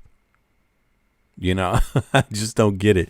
I just don't get it. But yeah, but this is who is this right here? This is MS right now doing their reporting, setting the alarms like, she said this about Israel. Well, Israel's spying on the United States government right now. Israel's spying on Donald Trump. Did they hear that, MS? Did MS hear that news? Because that's exactly what the Pentagon said. 5-star fire. What are you doing about it? That is one of the biggest threats. Yeah. One of the biggest threats to the democracy. What are they doing about it? Nothing. MS, nothing. Let's used expletives to refer to former Vice President Kamala Harris and the Democratic National Committee. Oh, liberals. The same people come up and call libtards all the time. Kamala Harris, they called her a communist. So you see what I'm saying? Like, still, it doesn't matter if this woman called Kamala Harris something. Who cares? Who cares? Because the Republicans called Kamala Harris a communist. Republicans called Kamala Harris a socialist, a Marxist. They called her all of these things that also were not true. So, you know, I don't get it here, man. That's why I try to say legacy media, all of it. People should be cautious you know, even the left-leaning ones, you should be cautious, because just like the right-leaning ones, the left-leaning ones don't tell you what you should know. They tell you everything else that they want you to pay attention to, you know? And express support for abolishing police, prisons, and borders, as well as seizing private property and calling into question Israel's right to exist. Other reports noted she called former President Joe Biden a rapist and disparaged white people in some of her posts. Chevalier has said she regrets the posts, adding that she has, quote, grown considerably since writing them. Some Democrats have pushed back against her past comments, while others, like Senator Chris Murphy of Connecticut, appeared to dodge these concerns. Yeah, well, I mean, I'm not super familiar with that race. All I'm saying is that this. She called Biden a rapist. Why don't Republicans like her then? If she called Biden a rapist, why don't Republicans like her? Why don't Republicans want to support her? If that's the case, you don't like her because why? She's a woman then? You don't like her because of her color? Is it her religion? Why don't you like her? Why don't you support her? She said Biden's a rapist. Why don't you support that? I just think, you know, it's really some of the comparisons, and when you look over the difference in how they react to different people, I just find it astonishing. You know, Trump supporters never support Americans first. Anybody who says something about universal health care, universal education, they are against. Period. Anyone who says you should be getting more for your tax dollars, they're against. It's almost like the Republican, the people that support Trump are pro-slavery of themselves. It has to have a real contest of ideas. And I just don't think that our defense of incrementalism has worked. So I don't mind a contest of ideas. And I just don't know that we have had it to the extent that voters have been satisfied. Listen, it's no secret. Voters aren't super happy with establishment Democrats or establishment Republicans these days. I will say, though, what binds together, I think, every Democratic candidate that is running, including the ones in New York, is that they are standing up to protect American democracy. And right now, the biggest threat to this country are not a handful of House candidates in New York. So Joe reacted to that response, posting on X, quote, yeah, well, I mean, I'm not super familiar with that race. This is what frightened Republicans do when confronted with the horrid things Donald Trump has said. Now Democratic senators are saying this about a congressional candidate who accused Joe Biden of rape. Stop now. His memo to Democrats: call out crazy even when it's on your side, especially when it's on your side. Voters will reward you for being better than Republicans. I have to say, J-Mart, this is going to be an interesting issue, actually. But Republicans don't agree with that. So for candidates on both sides of the aisle, because they're now, many of them are old enough to have past tweets and ridiculous statements. And voters are going to have to decide what the line is. What's the deal breaker? In this case, I think it's pretty clear. Some of these statements are complete deal breakers, and it's not hard to say. It's just not hard to say. And one of the most frustrating things about Trump's first presidency and his second, and folks who chose to vote for Trump the first time and then vote for him a second time and then act shocked about the cruelty of the mass deportations, or to act shocked about the tariffs, or to say, well, I haven't been watching the news. I don't know about that one. That is like the most gaslighting experience one can ever see throughout this entire political cycle or cycles, because pretending you haven't seen it is impossible. It's an out. And now Now, to see a Democrat doing it, and we both love Chris Murphy. We think he's a great guy and serves our country. But don't gaslight people.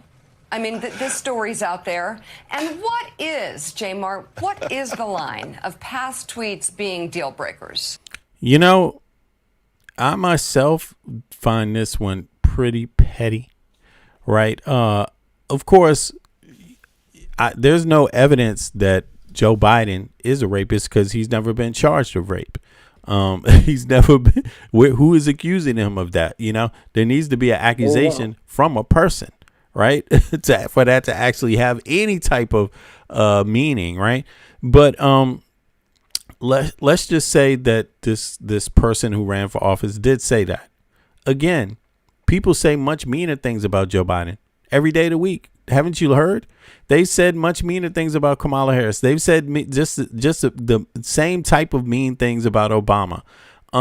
This is what's happening across the United States.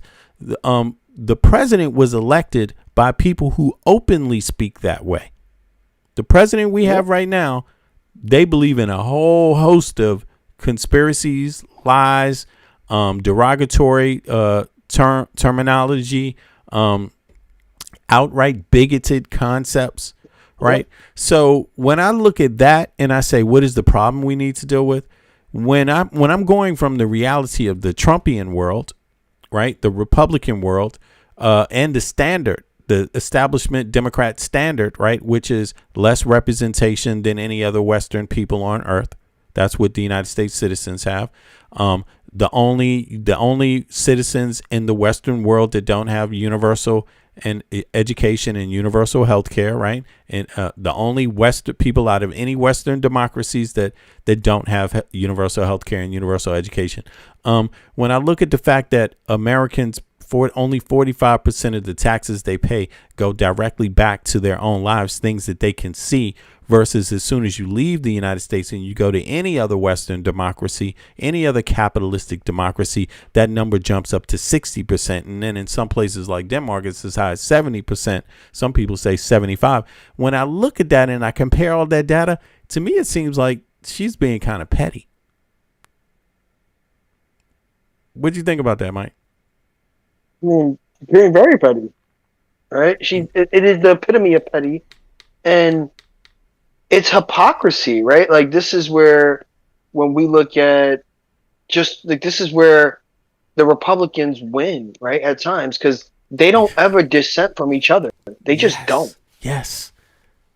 Right? They're lock and step. Even if behind the scenes they'll fight, publicly they don't call each other out. It's not until now that we're seeing outgoing Republicans who have lost their seat in the primaries, that they know that they no longer will have a seat, that they're speaking out against Trump. Look at Massey, right?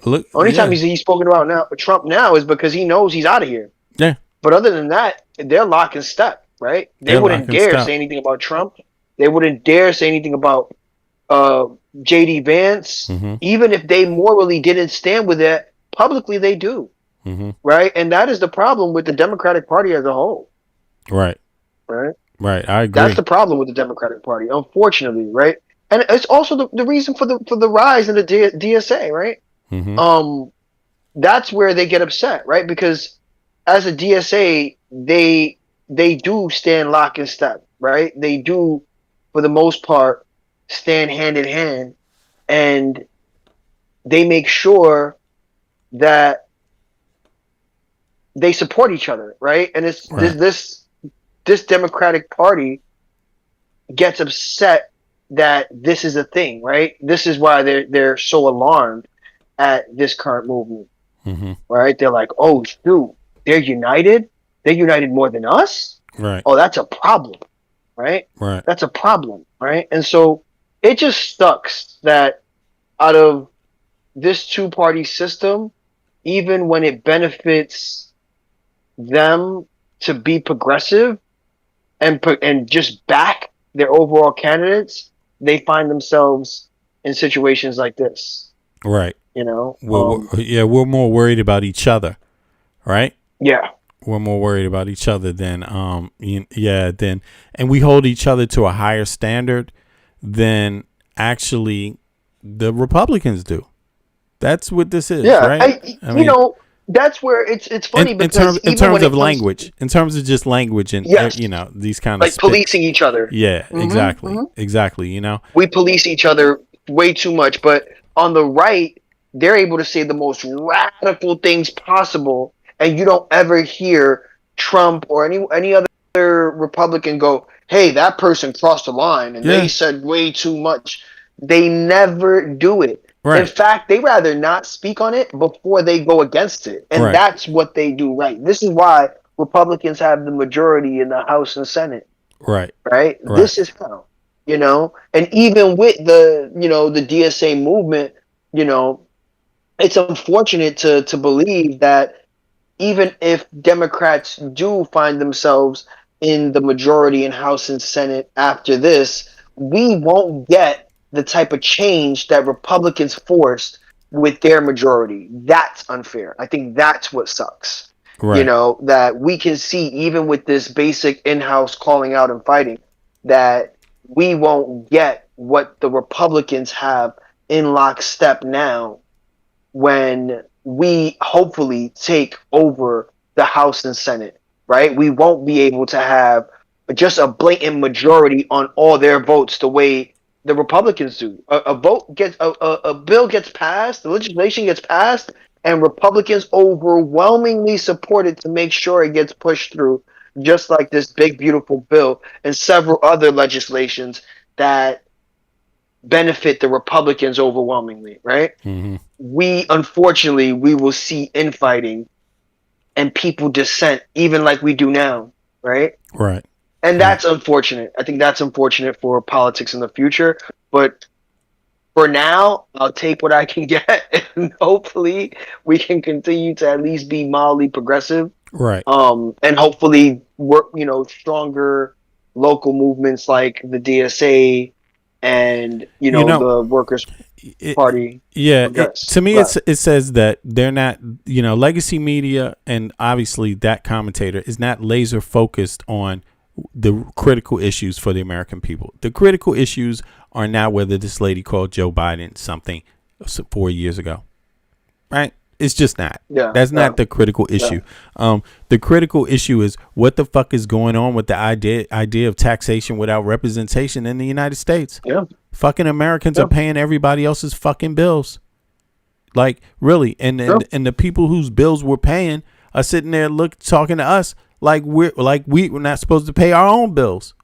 It's crazy. Yeah, it's the truth.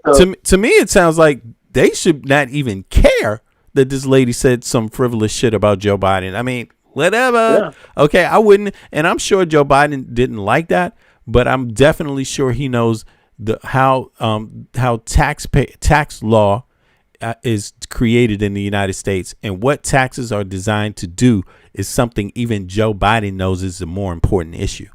You see what I'm saying? Like, but yeah, legacy media, I'm surprised. I think they're going to pull out all kinds of traps, all kinds of tricks to get people away from this, because after all, legacy media got the tax break that Trump passed.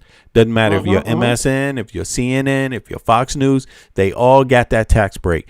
And what would the tax break be worth if the American people got their value out of their taxes? Right? You see what I'm saying? So something's got to give. Something's got to give. But let's review how language is normal. And look, this is not going to stop Marjorie Greene Taylor from becoming popular. This is a comparison. Now, they just said, this Democratic Socialist said something about Biden. That wasn't nice. Well, let's see what it was like for someone else when someone else does it. Recognition. Mr. Chair Chairman, recognizes Ms. Greene. I'd like to know if any of the Democrats on this committee are employing Judge Merchan's daughter. Please tell me what that has to do with Merrick Garland. Is she a porn star? Oh, Goldman. That's right. He's advising. Okay.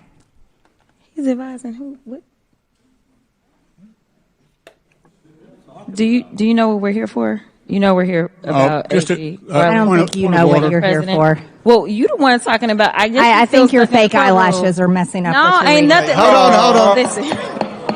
Order. Mr. Chairman, That's beneath would even you you, please Mr. regain Order. order of your committee? Order. Please. There's a point of order. We have a point of order. Mr. Lynch, state your point.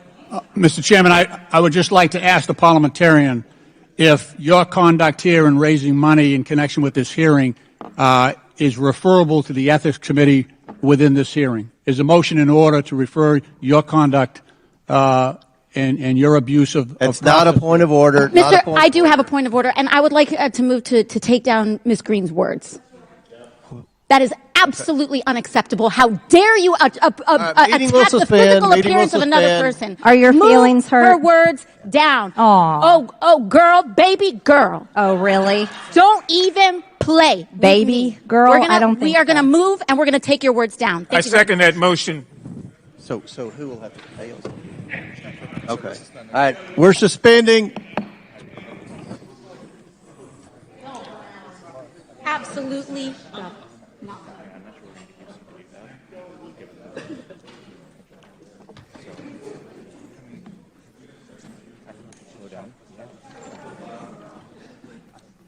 I don't know. It's crazy. It's disintegrating. No, we're taking her words down. No way is that being allowed. Retract.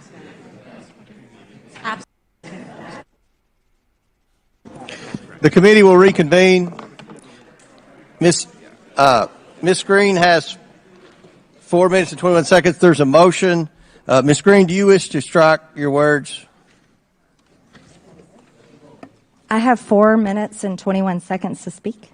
I think we have to do the motion first, and then unless there's another motion, then you'll be recognized again. But I believe there's another motion coming. So, will you agree to strike your words? Yeah. I'll Okay. agree. Miss Green agrees to strike her words. I believe she Chair should apologize. recognizes No. Mr. She Perry. should apologize. Okay, hold on. Then after Mr. Perry's going to be recognized, then Miss Green I'm not has 4 minutes and apologizing. 21 Well, seconds. then you're not reserve the right to striking your object. words. I am You're not retracting. apologizing. Now let's go. Come on, guys. Why don't you debate me? Mr. Chairman, the minority- pretty self-evident. You're not. Yeah, you're not. out of order. You don't have enough You're out of order. intelligence. Chair recognizes Mr. Perry. Okay, move to strike I'd like to strike those words as well. I would like to strike the lady's as well. words again. That's two requests to strike. That's two requests to strike. Oh, they cannot take the There's word. another motion to strike her words again. Please All right. get Okay. your members under Here's the control. correct parliamentary. Miss Green, do you agree to unanimous consent to strike your words? I repeat again for the second time. Yes, I'll All strike right. my words, but I'm not all right. apologizing. Without objection. Without Not objection. apologizing. Chair Reserving the right to recognize- object. No. Chairman, I Chair reserve the right to recognizes object. Mr. I Perry. reserve the right to object. Chairman, I move that Mr. Goldman's words and Ms. Ocasio-Cortez's words be stricken. Okay. Which words? And you have to do it contemporaneously. Object. The objection must be contemporaneous, and they haven't spoken in 10 minutes. Nobody's spoken in 10 minutes. Well, that's right. Therefore, defeating your proposal. You all have. So that's my motion, Mr. Chairman. We weren't able to. But I object. It doesn't refer to anything that's on the floor. Ms. Ocasio-Cortez objected immediately and instantaneously, as you're supposed to do under the rules and precedents of the House of Representatives. So the first time he could Mr. Chairman, point of parliamentary inquiry. All right. We're going to suspend for a minute, but we'll talk to the parliamentary. Yeah, so just to illustrate that, what came after this was people insulting each other. I mean, Jasmine Crockett came in and talked about Marjorie Greene Taylor's bad butch body, all types of stuff. So in any case, none of this stuff was about things for the American people, right? None of it was about your taxes, how your taxes get spent. None of it was about improving your life. Right. So I just put this on to illustrate it. I don't want to play the worst of it, but because it goes on. I mean, there's more. But and I'm not pointing sides, but I'm just saying that this typically happens. You're going to hear a lot of this kind of stuff go on. Look, they said things about Obama for a whole election cycle that were utter lies. They said things, Republicans said things about Biden that were utter lies. That was the norm. They lied about Kamala Harris's family. Like, they literally made up stories about her ancestry. I mean, it goes on and on and on. So, having said that, my advice to people when it comes to registering to vote, right, and exercising your constitutional right to vote this election, and you should go out and do that, right? My advice is don't be fooled by the conversations that have nothing to do with where the fuck is your tax dollars going to be spent now. Like, do not be distracted. There's going to be loads of distractions. They're going to use loads of trigger terms. Listen, this is about you having less representation than any other people in the West. You are underrepresented more than any other group of people in any Western democracy, in any Western capitalistic society, period. You are the most underrepresented, the United States citizen. It doesn't matter what citizen you are. It doesn't matter what party you are. You need to understand you are in trouble. You are 1 foot off of the British slave plantation. That's what you are 1 foot off of. You are the least represented people among all Western democracies. That needs to be the conversation. One of the signs is that you pay taxes, and only 45% of the taxes you pay even affect your life directly. That is not what the norm is in any other Western country. As soon as you leave the United States and go to any other Western capitalistic country, it jumps up to 60% of the taxes they pay go to directly affecting their lives. All other Western capitalistic countries have universal health care and pretty much universal education, meaning that you don't pay to become a doctor. You don't pay to become a lawyer. You don't pay to become an engineer. You don't pay to become an electrician. No, you get paid to do those things because those are services we need American citizens to provide other people, right? But not in the United States. So folks should really start being laser focused on things that matter, and don't fall for the communism. Don't fall for the rapist stuff. It didn't work with Trump. Did it work with Trump? Did it stop Trump from becoming the president? Did Jeffrey Epstein Association stop Trump from becoming the president? Did it stop the billionaires from consolidating more money than any other group in the history, pretty much in modern history? Nope, it didn't. Is it going to stop? Is it stopping you from paying their bills? Is it stopping your check from paying every member of Congress's dental fees, health care, kids' private school? Is it stopping that? No, you're paying for that. Even if you don't like the representative, that's what you're paying for. You're paying for them to have a better lifestyle than you. You should start thinking about yourself when you pay taxes. You should start thinking about yourself when you're deciding what the laws are and what your rights are going to be. That would be advisable because every other Western citizen is doing that except you, United States American citizens. So having said that, I'll be out. I'll be back at 02:30 a.m. Eastern Standard Time, USA. That will be 8:30 a.m. Central European Time. Peace out, y'all. Mike, thanks for hopping up, bro. Michael from Brooklyn. Peace. Yeah.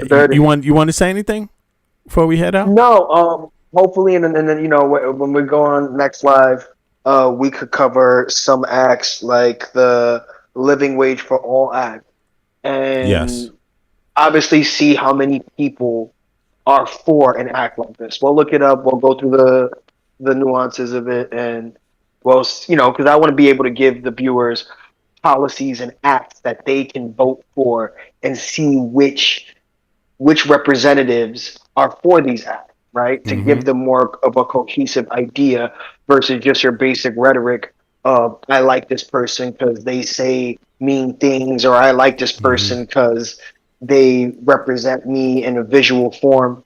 Exactly. Policy and let's stick to that. How could Trump represent anyone in a visual form? You'd be surprised. You'd be surprised, bro. You'd be surprised, man. Orange Cheeto. I want to be orange, man. I want my kids to be orange too. In any case, all right. We'll be out of here. Peace, y'all. See you all in a few. Peace, Mike. Appreciate you, man. Peace. All right. Peace, everybody. We'll be back. Catch you guys early, okay? All right. One. Have a good evening. Fuck Trump. Register to vote. You dig? All right.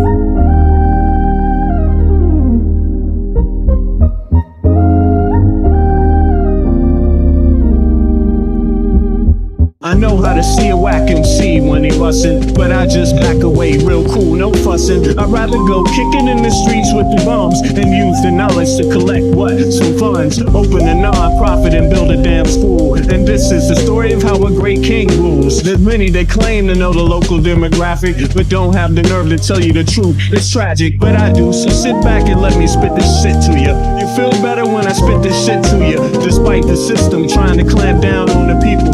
People will learn how to stand up to evil. Not evil that's across the globe, that's too far, but evil that lies in their own backyard. And fighting, it's not an option, they can't win. The government, it's not supposed to represent sin, but then again they do, and that's a problem. So let's go down and figure out how to solve them. It's not fun being a rapper that can't speak, but we do, yes, and plus we make fat beats. Yeah, we smoke weed, break up trees. Listen, bringing fat beats, that is our mission. You wanted to see us, homeboy, shut up and listen. Thelonious and Big Benny, brother, check the vision. Mentalities of different realities. Enter the Star Trek room when you hear the boom. I be the Walkman with the super bass. Automatic stop, yes, stereo cassette player. With the delayer, freaky lyrical sprayer. Extraterrestrial rhyme sayer. I be the poetical VIC/master of the ceremony. Tenderoni, won't you come step with me? I'm on a historical journey, kinda like Sigourney. Implore me to represent the attorney that represents my niggas, go figure. It's the card, they call me Uncle Bigger. Niggas love your blunts, down your liquors. I read the parallel to the fiction. You're fixated on this brother's nature. Relaxed behavior, I might save your change. Flip it, rearrange. The whole concept, yo, is good for all your brain. Insane, psychotic, neurotic, black onyx, and hooked on phonics. Just atomic, bees like a bonnet. Cut with the Asiatic, they all up on it. Rhyme static with the bombastic type of skill. You wonder, is this nigga Vic really for real? It's still, but only necessary in the berry. I'm milk like dairy, they quite contrary. That's scary, but I'm a dog in a prairie. I scurry to grab my bones and just bury.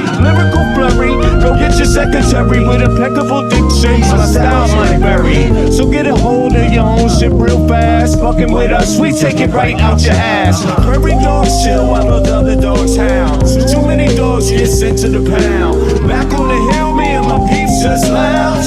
Prairie dogs, we keep it on the down. Splatter, don't like gun splatter. We try to climb the ladder, wicked men get better. They make it like splatter, but it really don't matter. Cause you know we coming back to our sons and our daughters. So follow him, the one who protects ya. And the mother, she will never neglect ya. Through divine nature, the people respect ya. And in this way I deliver my lecture.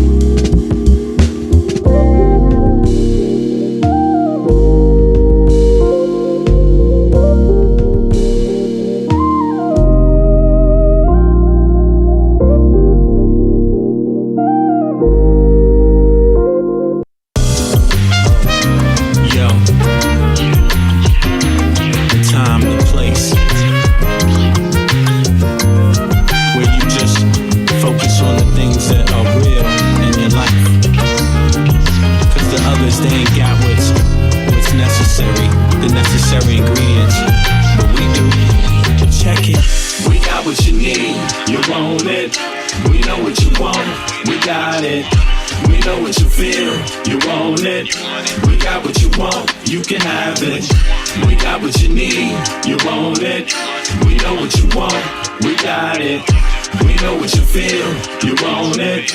We got what you want, you can have it. Orientation in this place we call Earth. Love from conception, from your mom, your birth. Pops planted the seed in the turf.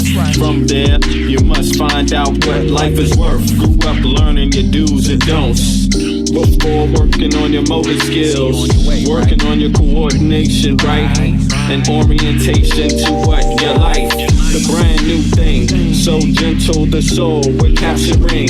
In this distance, the alphabets the kids sing. They celebrate when it's time to go outside. As you get older, you learn to let all the troubles in your life just glide away. Stay focused, keep it smooth, keep you cool. Things in life can make it get rude. If you let it, don't let it. If you let it, don't let it. If you let it, don't let it. If you let it, don't let it. If you let it, let it, let it, what? If you let it, don't let it, let it. If you let it, what? Don't let it. If you let it, don't let it, let it. Don't let it. We got what you need, you want it. We know what you want, we got it. We know what you feel, you want it. We got what you want, you can have it. We got what you need, you want it. We know what you want, we got it. We know what you feel, you want it. We got what you want, you can have it. We embark on this journey through your soul. We wanna have a good time. We embark on this journey through your soul. We wanna have a good time. We do something that you know you can't deny. We're just slipping in and out on a journey, you and I, on a mission to salvation. Our spirit be our transportation. We think you'll do a little loving that is true. For real, we bring something that you know you can't deny. We're just slipping in and out on a journey, you and I. Bring it. We got what you need, you want it. We know what you want, we got it. We know what you feel, you want it. We got what you want, you can have it. We got what you need, you want it. We know what you want, we got it. We know what you feel, you want it.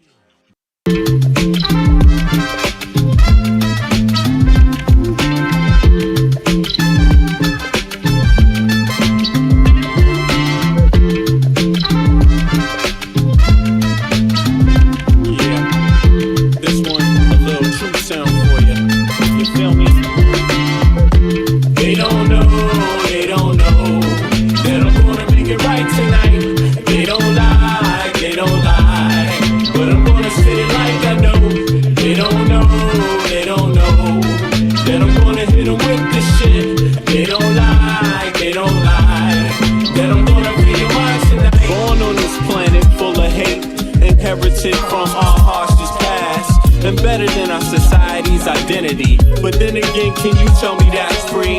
They explain to you what your mind should perceive, suggest things they want you to believe, like your skin color dictates your race. They're calling you an idiot to your face, like life is much more simple than that. We're all slaves and the cards are stacked. While we fight over problems we can fix, industrialists turn our kids to addicts. The television does a job, introduce you. The radio's right there to seduce you, keep you locked on the wrong damn track. Cigarettes is just legalized crack. They want you to catch a damn heart attack. They want you to catch a damn heart attack. What? Stop believing in the flag, it's a trap. Cause men rule this world, that's a fact. They don't know, they don't know. But I'm gonna make it right tonight. They don't lie, they don't lie. But I'm gonna say it like I know. They don't know, they don't know. That I'm gonna hit them with this shit. They don't lie, they don't lie. That you're gonna feel mine tonight, tonight, tonight, tonight, tonight. That you're gonna feel mine tonight, tonight, tonight, tonight, tonight, tonight. That you're gonna feel mine tonight, tonight, tonight, tonight, tonight, tonight. That you're gonna feel mine tonight, tonight, tonight, tonight, tonight. If you see a man that needs help, then help a brother. If you see a sister on her own, still love her. Cause life is about how you choose to see it. But you gotta teach people how to learn to see it. The planet's been through suffering many times. We propagate many wars many times. The people need to wake up and stop accepting deceit from their own government's deception. You can't blame the people for needing protection from the government's bad reputation. We need to sing a song called Free the Nation. Cause we done had a whole lot of separation. Racism, classism, nationalism, based on keeping people out on the plantation. That's the plan, no doubt. Cause rich people got a plan, no doubt. If you still don't understand and believe that we are all one from the same mother, and respect each woman and man with the same consideration you would like to be given on a daily, then you need to retire so the new generation can take over and show you how to live and govern this place we call Earth home.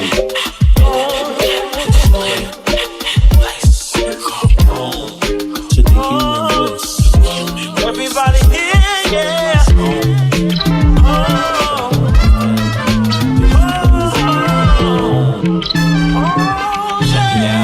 They don't know, kid. They don't know. But I'm gonna make it right tonight. They don't lie. But I'm gonna say it like I know. They don't know. That I'm gonna hit them with this shit. They don't lie. But I'm gonna feel mine tonight. They don't know. That I'm gonna make it right tonight. They don't lie. But I'm gonna say it like I know. They don't know. That I'm gonna hit them with this shit. They don't lie. That I'm gonna feel mine tonight.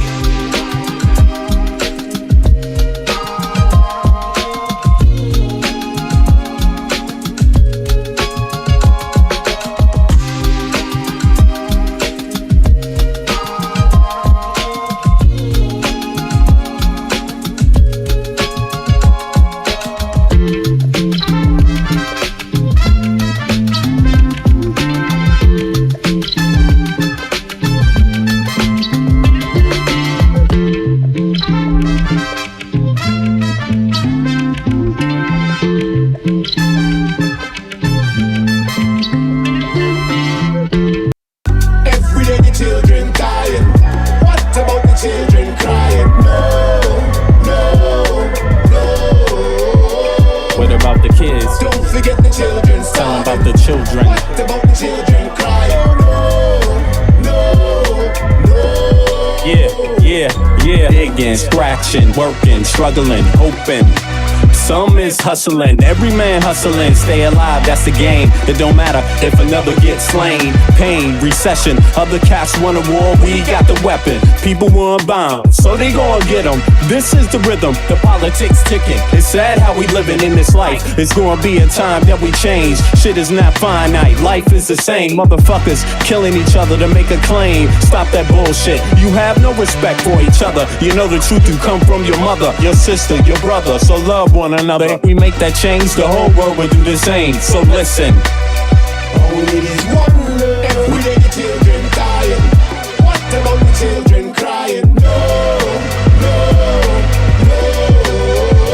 What about the kids? Don't forget the children. Tell them about the children. What about the children crying? I wish someone would tell me when is the suffering gonna stop. I see time ticking, fuck your watch. There comes a time when man steps to the plate, but it won't matter if your mentality is fake. Where I'm from, we got a system, overcrowded prisons, 2 cents an hour, man. Listen, shit don't change if we keep exploiting each other. One day you find out you only did it to your brother. A homeless mother, a baby, no supper. She got a husband and father, they both love her, but they can't find work cause the people with the power, they got a strange way to govern. Their price tags say nothing. Life is funny, then again it's really not. People dying for what other people got. I asked God if he could come and change the shit. He said, hell no, it's you that's gotta change this. Every day the children dying. What about the children crying? One.